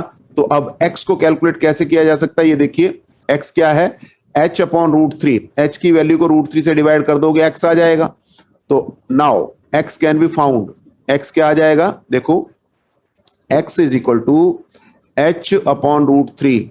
h की वैल्यू क्या है, 10√3 अपॉन √3, कट जाएगा √3, आ गया 10। तो ये 10 मीटर आप यहां पे इसकी वैल्यू को डाल देंगे। Now both things are okay. ये सिर्फ आपके पास डायग्राम ही बनाना एकमात्र एम है। इसको एक बार दो बार देखिए, फिर भी हम आपके साथ एक्सक्लूसिवली इन बातों को करेंगे and things will be very very clear. एक बार और, तो ये क्वेश्चन तो हमने कर लिया, एक बार दोबारा से डायग्राम बनाना, जैसा कि पवन ने पूछा है, हम आपके पास दोबारा से डायग्राम बनाने की बात आपको बताते हैं। Question is over, yes. So we are just discussing once again on the demand of Pavan के डायग्राम कैसे बनाया जा सकता है। ध्यान से देखिए, ये बने बनाए डायग्राम को भूल जाइए और ये देखिए कि डायग्राम कैसे बनाना है। टीवी टावर है, वर्टिकली बना हुआ है एक कैनाल के किनारे पर। तो कैनाल को आप सपोज कर लीजिए ये मेरी कैनाल है और इसके किनारे पर एक टीवी टावर लगा हुआ है, ये लीजिए पवन, आपके लिए स्पेशली, विद ड्यू रिस्पेक्ट, आप आराम से देखते हुए चलें। ये हमारी कैनाल है जिसको कि हमने नाम दिया है CB और हमने इसकी विड्थ को मान लिया है x। टीवी टावर की ऊंचाई को हमने AB लिया है, इसकी ऊंचाई को हमने h नाम दे दिया था। अब वो क्या कह रहा है कि कैनाल में तो पानी है, यहां पे पानी है, इसके ऊपर तो नहीं चल सकते, लेकिन इसी की सीध में उसने ये कहा है, ध्यान से पढ़िए, इसी की सीध में फुट ऑफ द टावर की सीध में ही अगर हम पीछे की ओर, किनारे किनारे पीछे की ओर चलें, कितना, another point 20 metres away from this point on the line joining this point to the foot of tower. तो फुट ऑफ टावर से जो लाइन मिला रही है, इसी पर पीछे की ओर 20 मीटर की दूरी पर एक पॉइंट और है जिसका हमने नाम रखा था D। अब इस D को A के साथ हमने ज्वाइन कर दिया क्योंकि यहां से हमने देखा तो ये 30 डिग्री का दिखाई दे रहा था और पहले ये हमें 60 डिग्री का दिखाई दे रहा था। ठीक है पवन, सो आई थिंक कि जैसे जैसे आप इनको पढ़ते जाते हैं, डायग्राम को आराम से बनाते जाते हैं, एक बार दो बार बनाएंगे, आपको बिल्कुल क्लियर पता लग जाएगा। कुल मिला के 5 से 10 टाइप के डायग्राम बनते हैं, बहुत ज्यादा नहीं है। इन सबको भी हम आपको एकदम नटशेल में सारी चीजें बताएंगे एग्जामिनेशन के लिए, जो इंपॉर्टेंट क्वेश्चंस है उसमें डिस्कस करते हुए। तो होप आपको क्लियर हो गया होगा डायग्राम। क्वेश्चन निकालना बताया जा चुका है, डायग्राम बताया दोबारा से, वेरी गुड। सो जो भी आपकी प्रॉब्लम्स है, वी आर डीपली कंसर्न्ड, आपकी हर प्रॉब्लम को यहां पे हम एड्रेस करने की कोशिश करेंगे। कॉन्सेप्ट कोई भी मिस नहीं होना चाहिए एंड वी विश कि आप सब बहुत बेहतरीन रिजल्ट दें। आपकी सारी, देखिए जैसे ही कॉन्सेप्ट क्लियर हो जाएंगे आप हर क्वेश्चन को कर पाएंगे। तो ये डायग्राम के लिए मैंने जगह यहां पे बनाई थी, इसमें आपको अच्छे से क्लियर हो गया होगा। अब क्वेश्चन 12 को करते हैं पहले, अब डायग्राम को ही समझने की कोशिश करते हैं। डायग्राम कैसे बनेगा, let we make diagram and then only we will do the question. थोड़ा टाइम लगे तो लगे, लेकिन एक डायग्राम को समझने की कोशिश पहले करते हैं। With due respect to all, from the top of a 7 metre high building, तो सबसे पहले आपके पास बिल्डिंग की हाइट उसने दे दी, ठीक है, 7 मीटर हाई बिल्डिंग है। ओके, तो सबसे पहले आप एक बिल्डिंग सपोज कर रहे हैं, ये लीजिए, और ये 7 मीटर है, ये हमने सोच लिया। इसके बाद क्या कहता है, the angle of elevation of the top of A cable tower. अच्छा जी, कोई केबल टावर है, तो टावर है तो थोड़ा सा लंबा बना लेते हैं इसको, ले लीजिए। एंगल ऑफ एलिवेशन की बात कर रहा है, तो इसका मतलब कि यहां से वो ऊपर की ओर ही देखेगा, इतना तो पक्का है ना। जब भी है तो ऊपर की ओर देखेगा, तभी तो एंगल ऑफ एलिवेशन की बात आएगी। एंगल ऑफ एलिवेशन, तो यहां से टावर को उसने देखा, ये हो गया टावर, ये हो गई मेरी 7 मीटर हाई बिल्डिंग। बिल्कुल ऐसे आप आराम आराम से बना के चलिए, बना रही है ना साथ साथ, ठीक है। तो ये 7 मीटर की बिल्डिंग हो गई, टावर हो गया। टावर को देखा कितने डिग्री पर है, साथ साथ बताते जाइए और नोट भी करते जाइए, आराम आराम से चलेंगे। अगर आपके चेहरे पे मुस्कुराहट ला सके तो हमारे लिए आज का दिन बहुत अच्छा हो जाएगा। 60 डिग्री की बात हो रही है, 60 डिग्री की बात हो रही है, और सारे क्वेश्चंस कराए जाएंगे, ए से लेकर जेड तक, चिंता ना करें, सब कुछ कराएंगे। बस आप बने रहिए, आपकी सारी रिवीजन यही विद इन टाइम बहुत जल्दी करवाएंगे। बहुत सारे अच्छे से अच्छे क्वेश्चंस भी कराएंगे, और जो आपको आते हैं, समझ लीजिए कि मान लो ये क्वेश्चन आपको आता है, मान लेते हैं कि ये क्वेश्चन आपको आता है, तो आपकी रिवीजन हो रही है। क्या आता है तो कॉन्फिडेंस आ जाएगा कि चलो मैंने भी ऐसे ही किया, सर ने भी ऐसे ही किया। और अगर नहीं आता तो आ जाएगा, और आपको कहीं अलग से करने की जरूरत भी नहीं है। तो आपका हर आसान से आसान क्वेश्चन, डिफिकल्ट से डिफिकल्ट क्वेश्चन यहीं पे हम आपके साथ शेयर करने वाले हैं। तो बस ऐसे ही आप रिस्पॉन्स करते रहिए and we will be through. तो ये टोटल रिवीजन ही चल रही है आपकी सेकेंड टर्म के हिसाब से।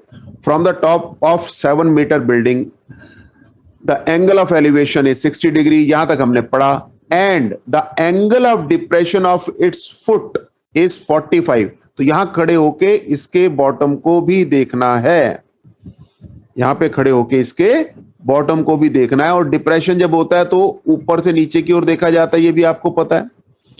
तो ये छोटे छोटे कॉन्सेप्ट आपको शुरू में भी हमने डिस्कस किए थे, अब भी आपके साथ डिस्कस कर रहे हैं। अब इसका नामकरण कर लो भाई फटाफट। मान लो ये PQ है, टावर का नाम है, और ए भी हमारे पास इसकी बिल्डिंग का नाम है।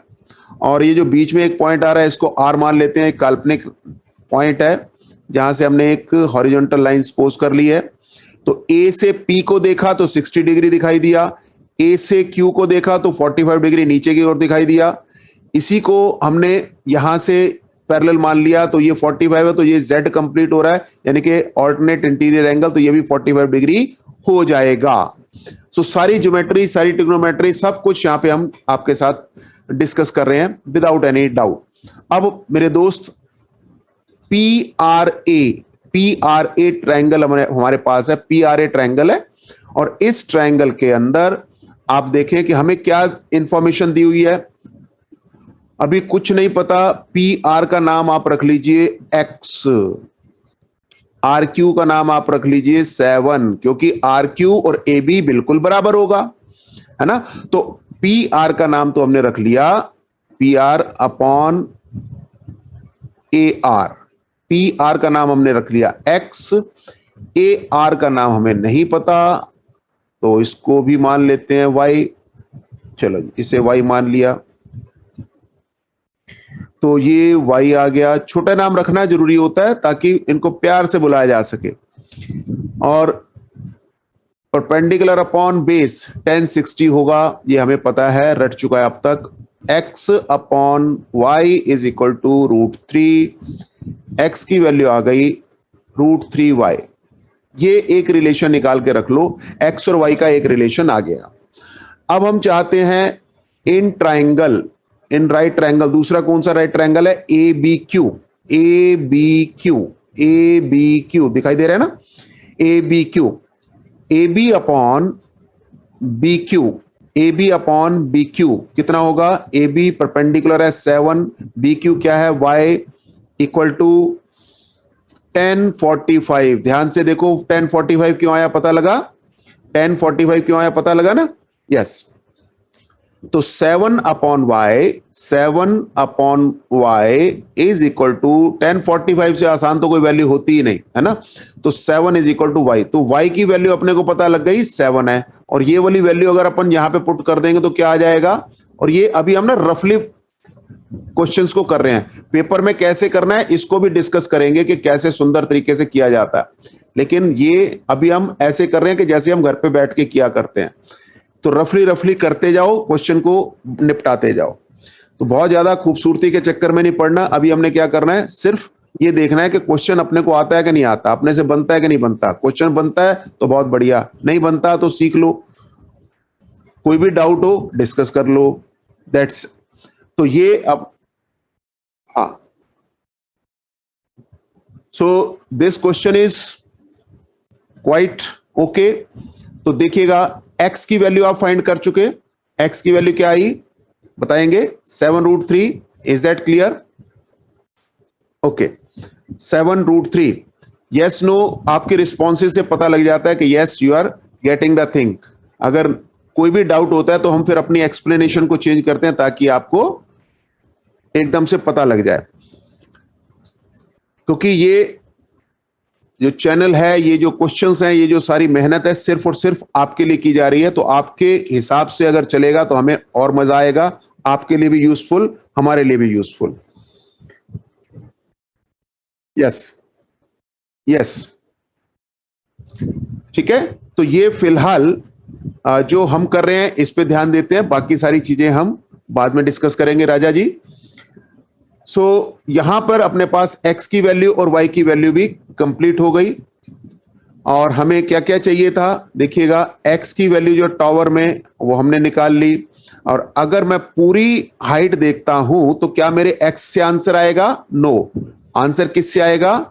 आंसर आएगा PQ। तो PQ किसके बराबर है? ध्यान से देखिएगा, PR निकाल के छोड़ नहीं देना, PR प्लस RQ करोगे तब आपका आंसर आएगा, हाइट ऑफ टावर। तो PR कितना निकाला आपने? x के बराबर। x कितना है? 7√3, और RQ कितना था? ये तो शुरू से पता है 7 है। तो मेरा आंसर क्या आ जाएगा? 7 कॉमन ले लीजिए, √3 + 1 इतने मीटर, आंसर, काम खत्म, और दैट्स इट। तो यहां पे आप छोड़ सकते हैं इस क्वेश्चन को। इतना ही आपसे डिमांड की जाती है कि this question is very important, paper के हिसाब से अच्छे क्वेश्चंस हैं। तो हमारी रिक्वेस्ट है कि जैसे जैसे हम आपसे रिक्वेस्ट करते जाएं वैसे वैसे करते जाएं, और ultimately you will be through. कोई भी ऐसा डाउट नहीं छोड़ेंगे आपका कि जो आपके पास रह जाए, इतना आपके साथ प्रॉमिस है। जो भी जिम्मेवारी हम आपसे लेंगे पूरी तरह से निभाएंगे। तो I think this is over. Question clear हो गया ये?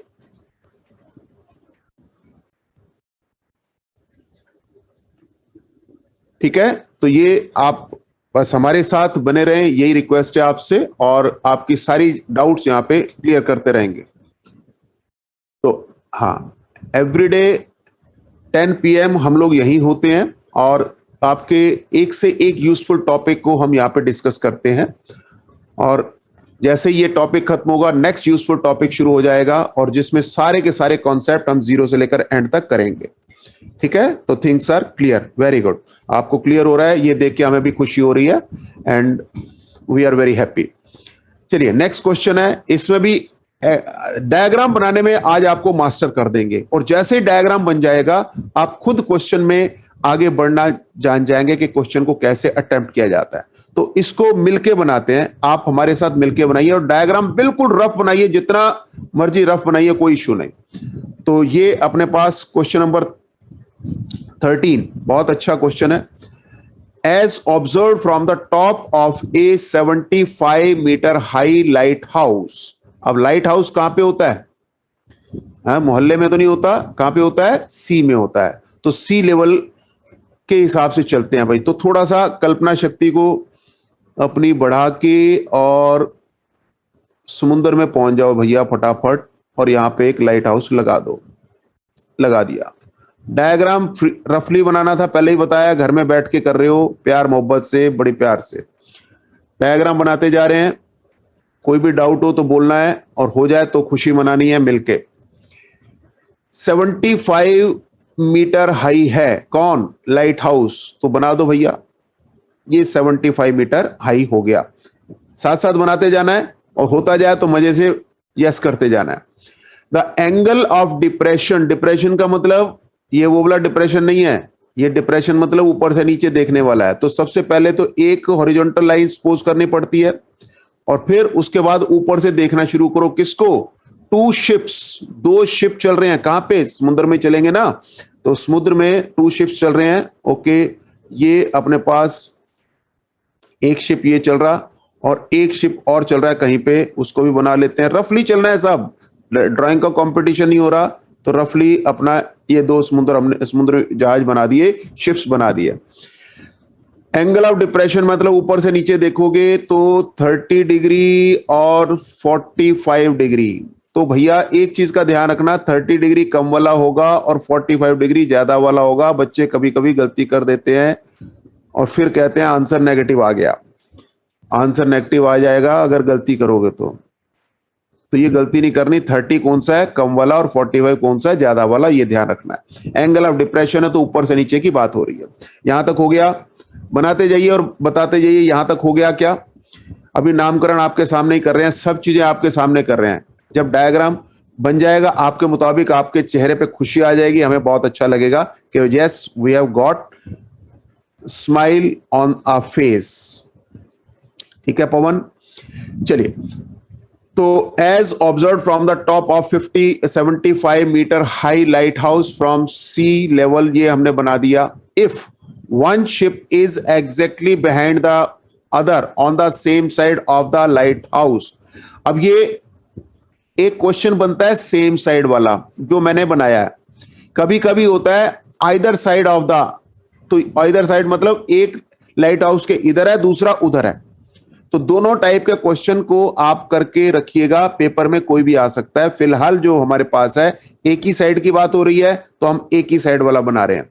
अगर एक शिप इधर है दूसरा शिप उधर है तो कैसे करना है? तो ये जो सी और डी एक ही साइड पे बनाया है, उसमें डी दूसरी तरफ बनेगा बस।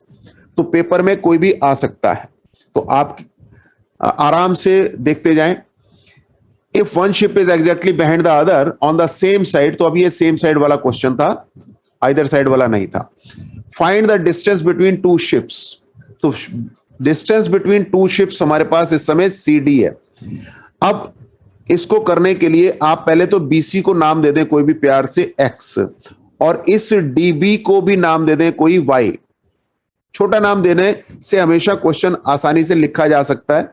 और हमारा एम क्या हो जाएगा? फिर हमारा आंसर क्या है? डीसी है ना, तो डीसी क्या है? Y minus X. तो अगर वाई में कैलकुलेट कर लूं, एक्स में कैलकुलेट कर लूं, तो वाई माइनस एक्स मेरा आंसर हो जाएगा। ये मैंने पहले डिसाइड कर लिया। Is that clear? आंसर क्या होना चाहिए ये आपको क्लियर हो गया? डायग्राम बना लिया, तभी हम आगे बढ़ेंगे जब आप इतना काम कर लेंगे। कोई जल्दबाजी में नहीं चलने वाला, ठीक है? डायग्राम बन गया, थिंग्स आर क्लियर। अब करना तो बड़ा आसान है, बस आप बीच में यस कर देंगे तो मजा आ जाएगा और पता लग जाएगा कि जो चीजें वो आप तक क्लियर हो रही हैं, कन्वे हो रही हैं। अब इसके बाद इन ट्राइंगल ए बी सी, अब right triangle A B C को पकड़ते हैं। A B upon B C कितना आएगा? तो 75 अपॉन एक्स, शॉर्टकट का नाम। अब हमारे पास जेड वाली शेप याद है ना? जेड वाली शेप मतलब ऑल्टरनेट इंटीरियर एंगल, तो ये भी 45 डिग्री होगा। और अगर ये 30 था तो ये भी 30 डिग्री होगा। ये भी कंप्लीट कर लो। आराम आराम से चल रहे हैं, कोई जल्दबाजी नहीं कर रहे किसी भी तरह से। कोई भी डाउट ऐसा नहीं रह जाना चाहिए जो कि आपके पास हो। तो 75 upon X is equal to 1045। 1045 क्या है? 1045 है 1। अब 75 हो गया x की वैल्यू। तो x की वैल्यू हमें पता लग गई। अब हम चाहेंगे y की वैल्यू के लिए। y की वैल्यू कौन से राइट ट्रायंगल का साइड है, तो अब आप y कौन से राइट ट्रायंगल की साइड है, बस ये ढूंढना है। तो ए बी डी की राइट ट्रायंगल है ना ये, in triangle A B D दिखाई दे रहा है, A B upon B D. A B कौन है 75, बी डी क्या है, छोटा नाम रखा है हमने y, इक्वल टू, अब एंगल कौन सा लेंगे, 10 30 वाला। ट्रायंगल ए बी डी है तो एंगल 30 वाला लेंगे। 75 upon y is equal to 1030। 1030 क्या है, 1/√3, 1/√3 है ना। तो रोज इसी तरह से 10 बजे हम मिलेंगे और बहुत सारा काम हम करेंगे, आपकी सारी रिवीजन यही करवा देंगे। आप अपने दोस्तों के साथ यहाँ पे हमारे साथ अवेलेबल रहें, you will get everything here every day. Okay, तो सभी का अच्छा लगेगा, हमें भी अच्छा लगेगा कि कुछ अच्छे बच्चों को हम स्माइल दे पा रहे हैं। जब प्रॉब्लम दूर होती है तो स्माइल्स हमारे पास आती है। तो अब आपने एम क्या बनाया था, y माइनस एक्स, ये क्या था, यही तो थी distance between two ships, distance between two ships. अब अपने पास y भी है, अपने पास x भी है, तो आंसर कैसे आएगा, 75√3 माइनस 75 ले लीजिए कॉमन, √3 - 1 और इतने मीटर लिख के आंसर दे दीजिए, काम खत्म हो गया। अगर आपको दिया जाए √3 की वैल्यू, √3 की वैल्यू कितनी होती है, 1.73 या 1.732, जो भी वैल्यू आपको दी जाए वो वैल्यू डाल के आपने आगे कैलकुलेशन कर देनी है बस। तो अभी उन्होंने नहीं दिया हुआ तो हम अपने हिसाब से यहीं पे क्वेश्चन को छोड़ देंगे, we are not going further. ठीक है बेटा, so I think this question which is very good can be done by you.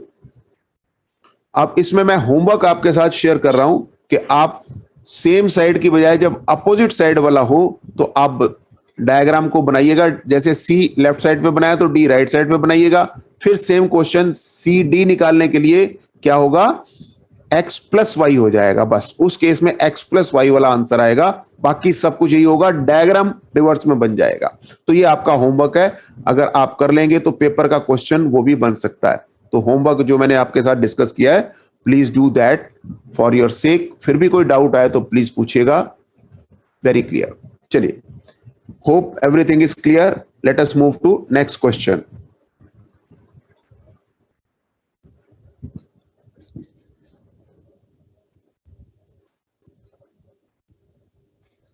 Next question is again very beautiful question. 1.2 metre tall girl, ये एनसीईआरटी का diagram exactly use किया गया है। 1.2 metre tall girl spots a balloon moving with the wind in a horizontal line. तो एक balloon को देखा, किसने देखा, एक गर्ल ने देखा, जो कि 1.2 मीटर टॉल है, 1.2 मीटर टॉल है। ठीक है, ये 1.2 मीटर टॉल है और ये इसने एक बैलून को देखा, और देखा तो नीचे से ऊपर ही देखेगी ना, तो एंगल ऑफ एलिवेशन की बात करेंगे। और इसकी हाइट दे रखी है 88.2 metre, 88.2 metre from the ground. The angle of elevation of the balloon from the eyes of the girl at any instant, किसी पर्टिकुलर मोमेंट पर 60 डिग्री दे रखा है, 60 डिग्री दे रखा है। आफ्टर सम टाइम, कुछ समय के बाद, एंगल ऑफ एलिवेशन रिड्यूसेस, कम हो गया टू 30, यानी कि वो दूर की ओर जा रहा होगा। इतनी बात अपने को समझ में आनी चाहिए, एंगल तो तभी कम होगा ना जब वो दूर की ओर जा रहा होगा। तो ये अब गर्ल तो वहीं खड़ी है, अब उसको दोबारा से बैलून को देखा, थोड़ी देर के बाद बैलून परे जा रहा था, परे जा रहा था, तो ये एंगल 30 डिग्री हो गया। पहले कितना था, 60 डिग्री, अब कितना है, 30 डिग्री। क्या डायग्राम क्लियर हो गया आपको? हाइट वही है, हाइट वही क्यों है, क्योंकि उन्होंने बताया कि moving with a wind in A horizontal line, तो बिल्कुल सीधा सीधा जा रहा है, जबकि ऐसा होता नहीं है। लेकिन आपको कल्पना करनी है कि ऐसा हो रहा है, बिल्कुल सीधा सीधा सीधा सीधा ग्राउंड के सीध में जा रहा है। Is that clear? Is that clear? Just आपके रिस्पॉन्सेज पता लगता है कि हम आपको कन्वे कर पा रहे हैं या नहीं। चलिए और आगे बढ़ते हैं। अपने पास उसी डायग्राम को थोड़ा सा बड़े स्केल पे, यहां पर ये 1.2 था, 1.2, और इसको अगर हम यहां पे दोनों डायग्राम को एक बार कन्वे करते हैं, ये लीजिए 88.2 तो थी ये पूरी हाइट, लेकिन इसमें से ये वाला हिस्सा रिड्यूस कर दीजिए, ये वाला हिस्सा जो कि है 1.2, क्योंकि यहां पे 1.2 था ना, तो ये 1.2 यहां से हटा दिया। अब इसका नामकरण कर लेते हैं, नाम दे दिया जाए, that will be fine. A B इसका नाम रख लेते हैं, सी डी और ई इसका नाम रख लेते हैं। तो डी ई तो हमारे को पता है 1.2 है, और टोटल 88.2 था, उसमें से 1.2 अगर माइनस कर दें तो कितना बच जाएगा? वेरी क्लियरली 87 आ जाएगा। क्या आ जाएगा? सी से डी तक की दूरी को यहां सी से डी तक की दूरी को 87 हम ले सकते हैं। इसके बाद मतलब ये वाला पॉइंट जो हमारा डी है, ये वाला। अब आगे बढ़ते हैं।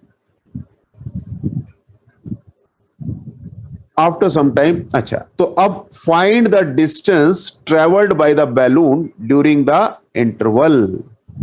अब कितनी दूरी उसने ट्रेवल की, तो दूरी कितनी ट्रेवल की? यहां से लेकर और यहां तक, यानी डिस्टेंस ट्रेवल उसने कितना किया? यहां तक किया, ये वाला। इस डिस्टेंस को क्या नाम देंगे, कैसे कैलकुलेट करेंगे? तो सबसे पहले आप क्या कैलकुलेट कर सकते हैं, ये आप कैलकुलेट कर सकते हैं, और फिर साथ ही साथ आप ये सारा कैलकुलेट कर सकते हैं, यहां से लेकर और यहां तक कैलकुलेट कर सकते हैं, क्योंकि दोनों राइट ट्रायंगल की साइड है। और इस बड़ी साइड में से छोटी साइड कर दीजिए, तो यहां से लेकर यहां तक कैलकुलेट हो जाता है, और ये हमारा आंसर बन जाता है। तो आंसर तक का रूट बनाना सबसे पहले जरूरी है। तो आंसर का रूट हमने बनाया कि पहले हम फाइंड करेंगे, इस पॉइंट का नाम भी रख लीजिए ई, और यहां रख लो एफ। तो ए एफ हम फाइंड करेंगे पहले, फिर ए डी फाइंड करेंगे, फिर ए डी में से ए एफ को माइनस करेंगे, ये हमारा आंसर आ जाएगा। बस ये है काम। अब कैसे करेंगे? तो सबसे पहले इस ट्रायंगल को पकड़ लेते हैं। इस ट्रायंगल में आपके पास एक साइड है C D upon A D, C D upon A D. C D कितना है? 87।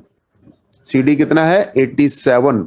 ए बी कितना है? इसका हमने शॉर्टकट में कोई नाम नहीं रखा, इसको नाम रख लेते हैं एक्स। और 10-30 degrees, 87 upon X equal to 1/√3। कितना आ जाएगा? 87√3, ये आ जाएगी एक्स की वैल्यू।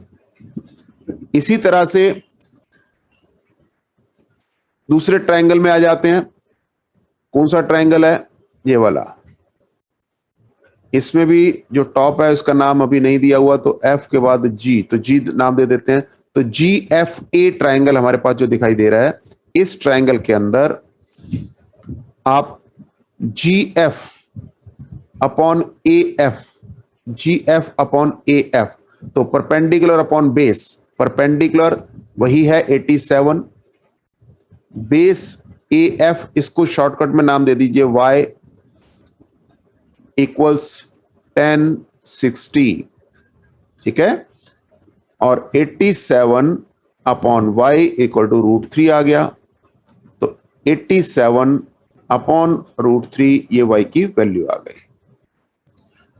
अब हमारे पास आंसर क्या था? शुरू में हमने रूट बना लिया था, आंसर हमारा क्या होना चाहिए? x minus Y, x minus Y. x कितना है? x हमारे पास है 87√3, और y क्या है? 87 अपॉन √3। अब इसको कौन सा मुश्किल है, एलसीएम ले लो, √3, 87 इंटू √3 इंटू √3, तो 87 इंटू 3 हो गया।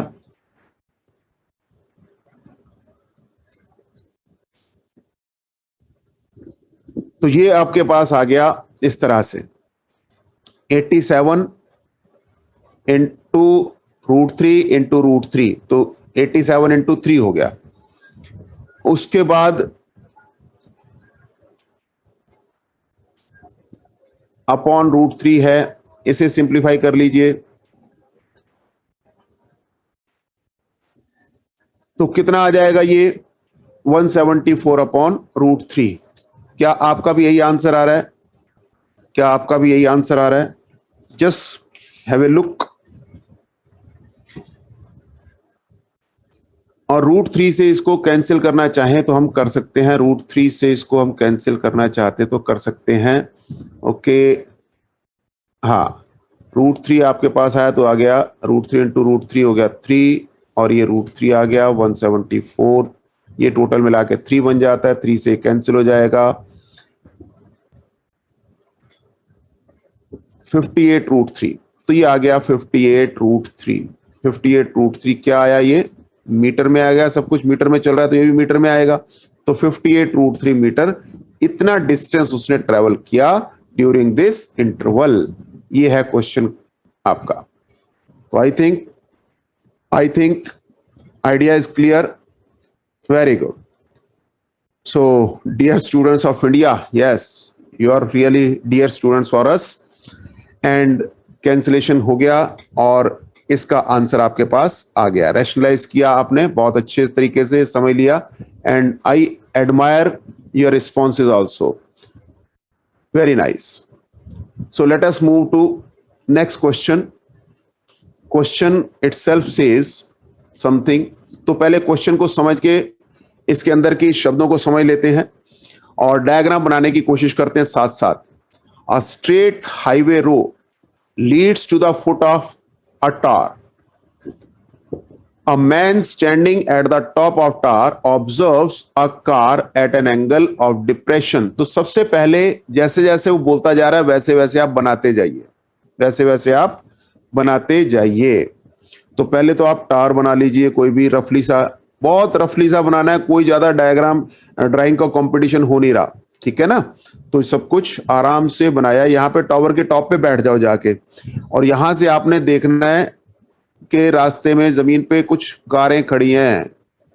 तो एक आदमी ने कार देखी, तो कार बना दो फटाफट रफली सी, और इस पॉइंट को सी नाम दे दो। क्या कहता है, straight highway leads to the foot of tower. तो ये स्ट्रेट हाईवे है, ये हाईवे के ऊपर कार खड़ी है, बस डी पॉइंट।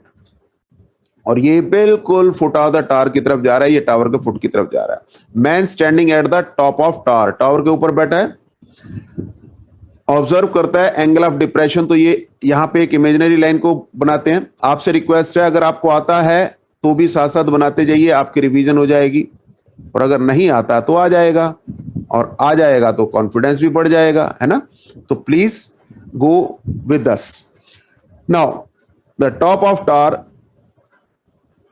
डिप्रेशन का एंगल है 30 degree, which is approaching to the foot of tower with uniform speed. लीजिए, तो कार अभी 30 डिग्री पर है और धीरे धीरे धीरे धीरे धीरे धीरे वो फुट की तरफ बढ़ रही है। चलिए बढ़ने दीजिए। 6 सेकेंड्स लेटर, ये क्वेश्चन इंपॉर्टेंट हो गया यहीं से, ये क्वेश्चन बहुत इंपॉर्टेंट हो गया एग्जामिनेशन पॉइंट ऑफ व्यू से, क्योंकि ऐसा क्वेश्चन आपकी एक्सरसाइज में अभी तक कोई नहीं आया। तो यहां से ये क्वेश्चन अपने इंपॉर्टेंस को पकड़ लेता है। तो आपसे रिक्वेस्ट क्या है कि आप यहां से करते जाएंगे। The 6 seconds later, the angle of depression of the car is found to be 60 degrees. तो ये 60 डिग्री है, ये हमने एंगल कंप्लीट किया। कौन सा, ऑल्टरनेट इंटीरियर एंगल वाला फार्मूला याद आ रहा है ना, डिप्रेशन में हम क्या यूज करते हैं, यहां पे 60 डिग्री। ओके, तो ये 60 है तो ये भी 60 होगा, वेरी राइट। नाउ ये 60, ये 60, तो रह क्या गया, आपको क्या बताना है। एक तो डिस्टेंस की बात है, डिस्टेंस भी नहीं दिया हमें, क्या दिया है, find the time taken by the car to reach the foot of the tower. तो ये मजेदार क्वेश्चन भी है और ये पेपर का क्वेश्चन भी है। ऐसे क्वेश्चन पेपर में पूछे जा सकते हैं। तो हर चीज यहां पे डिस्कस इसीलिए करके चल रहे हैं कि कौन सा क्वेश्चन आ जाए, आप सिर्फ टेक्निक सीखिए एंड एंजॉय द थिंग्स। ठीक है, डायग्राम बन चुका। The angle of depression of car is found to be 60 degree. Find the time taken by car to reach the foot of tower. Foot तक अगर वो कार आएगी तो कितने समय में पहुंच जाएगी, जहां तक पहुंचना है। फ्रॉम दिस पॉइंट, कौन से पॉइंट से, ये बात आपको निश्चित करनी है कि इस पॉइंट से फुट ऑफ द टावर तक अगर पहुंचेगी तो कितना समय लगेगा, यानी कि डीबी पूरी दूरी तय करने में उसको कितना समय लगने वाला है। Is that clear? डायग्राम बनाए। ओके, तो सबसे पहले हम इसमें नामकरण कर देते हैं, नोमेनक्लेचर डाल देते हैं कि नाम क्या होगा। तो बीसी का शॉर्टकट नेम हम रख लेते हैं वाई, प्यार से बुलाने के लिए। इसका डीसी को शॉर्टकट में हम एक्स देने वाले हैं नाम। ये 30 डिग्री हो जाएगा और ये 60 डिग्री हो जाएगा। अब बेटा अपने पास क्वेश्चन के हिसाब से चलते हैं कि x डायरेक्ट तो निकाला नहीं जा सकता, लेकिन x प्लस वाई सीधे निकाला जा सकता। तो हम पहले क्या फाइंड कर सकते हैं, A B upon B C. A B upon B C, कौन से ट्रायंगल की बात हो रही है, in triangle A B C. A B upon B C, A B कितना है, क्या आपको उसकी हाइट पता है? नहीं। तो इस हाइट को आप सपोज कर लीजिए कि h इज देयर। h अपॉन बीसी की वैल्यू आपने प्यार से रखी है y, और ये हो गया 1060। 1060 क्यों हुआ पता लगा ना? Okay, h upon y equal to √3। तो h equal to √3y, h की वैल्यू आपने निकाल ली दिस। अब या तो h की दोनों वैल्यूज निकाल के वो सामने रख लीजिए, y की वैल्यू आ जाएगी, या y की वैल्यू निकाल के रख लीजिए h। तो इस तरह से हमें h की दो वैल्यू निकालने की कोशिश करते हैं। फिलहाल सारी वैल्यूज को कैलकुलेट हम ही ने करना है, इसलिए need not to worry about. सारी कैलकुलेशन आपके सामने परफॉर्म की जाएगी। इसे इक्वेशन नंबर 1 डाल के रख लेते हैं। अब दूसरे राइट ट्रायंगल में चलते हैं, ए बी डी में। ए बी डी में A B upon B D, A B upon B D. A B upon B D क्या होगा, h upon X plus Y. ये क्या आएगा 1030। ये क्या आएगा 1030, ठीक है ना। h upon X plus Y, welcome Praveen, just see 1 upon √3 आएगा ये। इसके बाद √3h equal to X plus Y, और इससे y की वैल्यू फिर हम निकाल सकते हैं, चाहे तो h की वैल्यू हम निकाल सकते हैं, चाहे तो h की वैल्यू आ गई x प्लस वाई अपॉन √3। ये भी हमने किसकी वैल्यू निकाल ली, h की वैल्यू निकाल ली। ठीक है, पहले भी हमने h की वैल्यू निकाल ली थी, अब भी हमने h की वैल्यू निकाल ली। इससे क्या हुआ, जब दोनों वैल्यूज h की हैं तो दोनों बराबर होनी चाहिए। जब दोनों बराबर होनी चाहिए तो दोनों को बराबर रख देते हैं। इससे क्या होगा, √3y is equal to X plus Y upon √3। अब √3 से इधर मल्टीप्लाई कर दीजिए, √3 से मल्टीप्लाई हुआ 3y हो गया। 3y is equal to X plus Y. अब y को भेज दीजिए उधर, तो 3y माइनस वाई तो हो गया 2y इक्वल टू एक्स। अब ये तो हमें पता लगा कि जो 2y है वो x के बराबर है, तो y कितना होगा, वो x का कितना होगा, आधा हो जाएगा। y जो है वो x का आधा हो जाएगा कि नहीं हो जाएगा। ठीक है, अब यहां तक हमें बात समझ में आ गई कि y जो है वो x का आधा हो जाएगा। अब ध्यान से देखना है, समझदारी से समझना है कि ये जो x वाला जो डिस्टेंस था, x वाला डिस्टेंस जो था दिखाई दे रहा, वो कितनी दूरी में कितने टाइम में तय किया था गाड़ी ने, कितनी देर में तय किया था, क्वेश्चन में दिया हुआ है can you make out the answer? कितनी देर में तय किया था? 6 सेकंड में। 6 सेकंड में किया था ना। अब y जो है वो x का आधा है। अब गाड़ी तो उसी स्पीड पे चल रही है।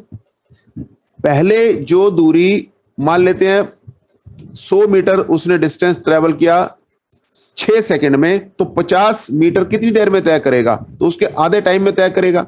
तो बाकी का जो डिस्टेंस है y, वो आधी दूरी यानी रह गई, तो वो कितनी देर में तय करेगा? उसके आधे समय में, यानी कि 3 सेकंड और लग जाएंगे।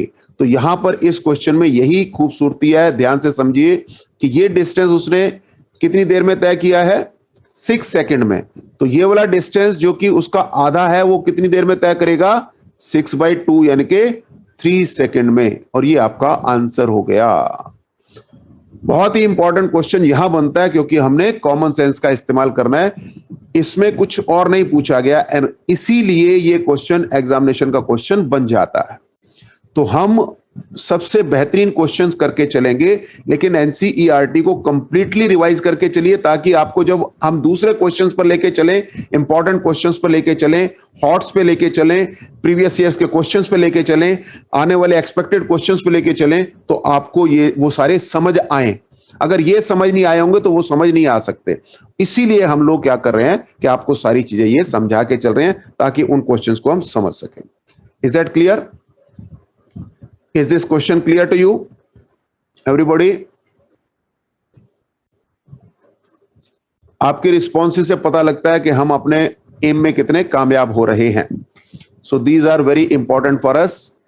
We are here for you only. चलिए, hope things are going well. Note करते जाइए, डायग्राम बनाते जाइए। अब लास्ट ये क्वेश्चन जो है, this is also a book question but very important question. Once again paper में आ सकने वाला क्वेश्चन है। जब भी आप फाइनल पेपर के लिए जाते हैं इसको तैयार करके जरूर जाइएगा, ये भी पेपर में आने वाला क्वेश्चन है। The angle of elevation of the top of A tower, ये लास्ट क्वेश्चन है, लेकिन ये बहुत ही इंपॉर्टेंट क्वेश्चन भी है, इसलिए इसको भी आराम से पहले डायग्राम बनाइए, और उस डायग्राम बनाने के बाद फिर हम इस क्वेश्चन को देखते हैं कि कैसे बनेगा। इसमें एक शब्द आया बड़ा इंपॉर्टेंट, और वो क्या शब्द है? कॉम्प्लीमेंट्री एंगल की बात कर रहा है। तो कॉम्प्लीमेंट्री एंगल क्या होता है बता सकते हैं आप? If sum of two angles, if sum of two angles is 90 degree, then those are called as complementary angles. ठीक है, जैसे मैं कहता हूं 60 डिग्री तो उसके साथ 30 डिग्री जो है उसका कॉम्प्लीमेंट्री है। अगर मैं कहता हूं 75 तो उसका कॉम्प्लीमेंट्री 15 है। तो इन दोनों का टोटल 90 होगा, इतना पक्का है। तो कॉम्प्लीमेंट्री का मतलब सिर्फ इतना ही है और कुछ नहीं। तो इसमें अगर आप कॉम्प्लीमेंट्री एंगल्स की बात करें तो 90 sin 90 माइनस थीटा फार्मूला हमें याद है, कॉस थीटा। इसी तरह cos 90 minus theta equal to sine theta. एक पेयर ये था कॉम्प्लीमेंट्री एंगल फार्मूले का। एक पेयर था tan 90 minus theta equal to cot theta. ये फार्मूलों के रिवीजन भी करते जाइए, क्योंकि कौन सा फार्मूला कहां पड़ेगा जरूरत नहीं पता, लेकिन जहां भी पड़ेगा हम मास्टर होने चाहिए, क्योंकि ट्रिग्नोमेट्री क्या होती है, क्या कहते हैं हम? It is game of formula. क्या कहते हैं हम? Game of formula. तो अगर फार्मूले आपके पक्के हैं तो आप मास्टर हैं। तो sec 90 minus theta is cosec theta, sec 90 minus theta is cosec theta, और cosec 90 minus theta is sec theta. तो ये कॉम्प्लीमेंट्री एंगल फार्मूले हैं।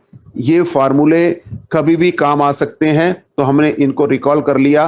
अब रिकॉल करते हुए इस क्वेश्चन में देखते हैं कि ये आपको कैसे समझ में आता है, कैसे ये यूज होता है। Angle of elevation of the top of A tower from 2 points. अब सबसे पहले एक रफ डायग्राम,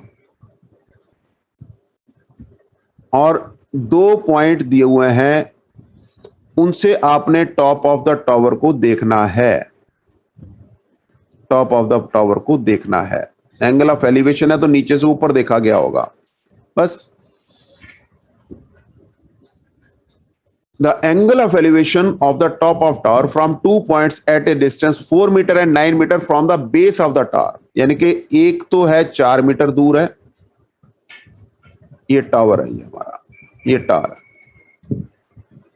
इस टावर की ऊंचाई h मान लेते हैं। चलिए अब ये हमें प्रूव करनी है, हम देखते हैं बाद में। 4 मीटर है 9 मीटर, तो ये जो दूसरा पॉइंट है ये 9 मीटर दूर है, 9 मीटर। तो डायग्राम बना लिया, से यस। एग्जाम, हाँ एग्जाम का क्वेश्चन है, बहुत इंपॉर्टेंट। दोनों एंगल इस तरह से हैं कि एक दूसरे के कॉम्प्लीमेंट्री हैं। अगर ये थीटा है तो 90 माइनस थीटा होगा ये थीटा एंड 90 माइनस थीटा, क्योंकि दोनों का टोटल 90 होना चाहिए। दो अलग अलग एंगल लेने की बजाय theta and 90 minus theta suppose कर लेने हैं, और इनका नाम भी रख लीजिए ए बी सी और डी, ए बी सी और डी।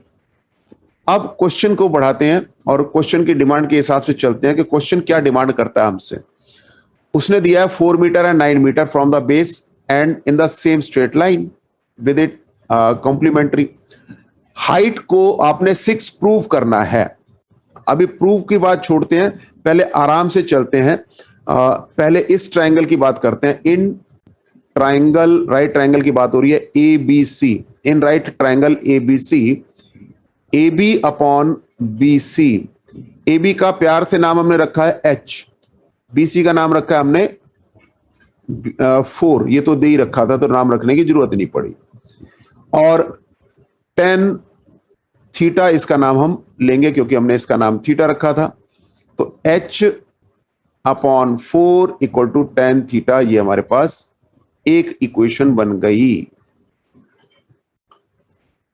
अब in right triangle A B D की बात करते हैं। A B upon B D, A B upon B D क्या होगा? ए बी क्या है? h, बी डी क्या है? 9, और tan एंगल क्या है इस केस में? 90 माइनस थीटा। अब tan 90 माइनस थीटा क्या होता है? Cot theta. अभी अभी फार्मूला हम कॉम्प्लीमेंट्री एंगल का लेके चले, तो इसका मतलब h upon 9 equal to cot theta. ये हमारा दूसरा रिलेशन हो गया, ये हमारा दूसरा रिलेशन हो गया। अब equation number 1 and equation number 2 में हम दोनों इक्वेशंस को मल्टीप्लाई करना चाहते हैं। बड़ा ही प्यारा क्वेश्चन है ये। अगर आपको ये चीज याद आ गई तो 1 सेकंड का क्वेश्चन है, नहीं आई तो क्वेश्चन हो सकता है आप डिफिकल्ट रूट पे निकल जाएं, हो सकता है सॉल्व हो जाए। लेकिन अगर आपने रूट को समझ लिया तो कोई मुश्किल नहीं। तो आपने मल्टीप्लाइंग बोथ इक्वेशंस करना है। तो लेफ्ट साइड को लेफ्ट साइड से मल्टीप्लाई करना है। h अपॉन 4 को h अपॉन 9 से मल्टीप्लाई करना है, और इक्वल टू राइट साइड पे क्या था? tan थीटा था, और दूसरी जगह पे था cot थीटा। आपस में ऐसे मल्टीप्लाई करना है। अब इतना हमें पता है कि tan थीटा cot थीटा आपस में एक दूसरे के रेसिप्रोकल होते हैं, तो cot theta is 1 upon tan theta. तो इस प्रोडक्ट को हमने शुरू में जब इंट्रोडक्शन का पहला सेशन लिया था उसमें ये सब बताया था, तो इसकी जगह आपको पता होना चाहिए कि ये 1 होता है। तो अब आप सिंप्लीफाई कर सकते हैं। h square upon 36 is equal to 1 implies h square is 36 and h is, अब हम केवल 36 का रूट यानी कि पॉजिटिव रूट लेने वाले हैं। नेगेटिव क्यों नहीं लेंगे? क्योंकि हाइट नेगेटिव नहीं ली जाती। तो h की वैल्यू हमने फाइंड की 6, और देखो यही तो हमने प्रूव भी करना था, है या नहीं? तो this has been proved nicely. So with that we think कि ये क्वेश्चन आपका एकदम से क्लियर हो गया होगा। तो अब आज का सेशन यही फिनिश करते हैं, और विद द रिक्वेस्ट कि next session 10 PM for 10th class we will meet. Bye bye.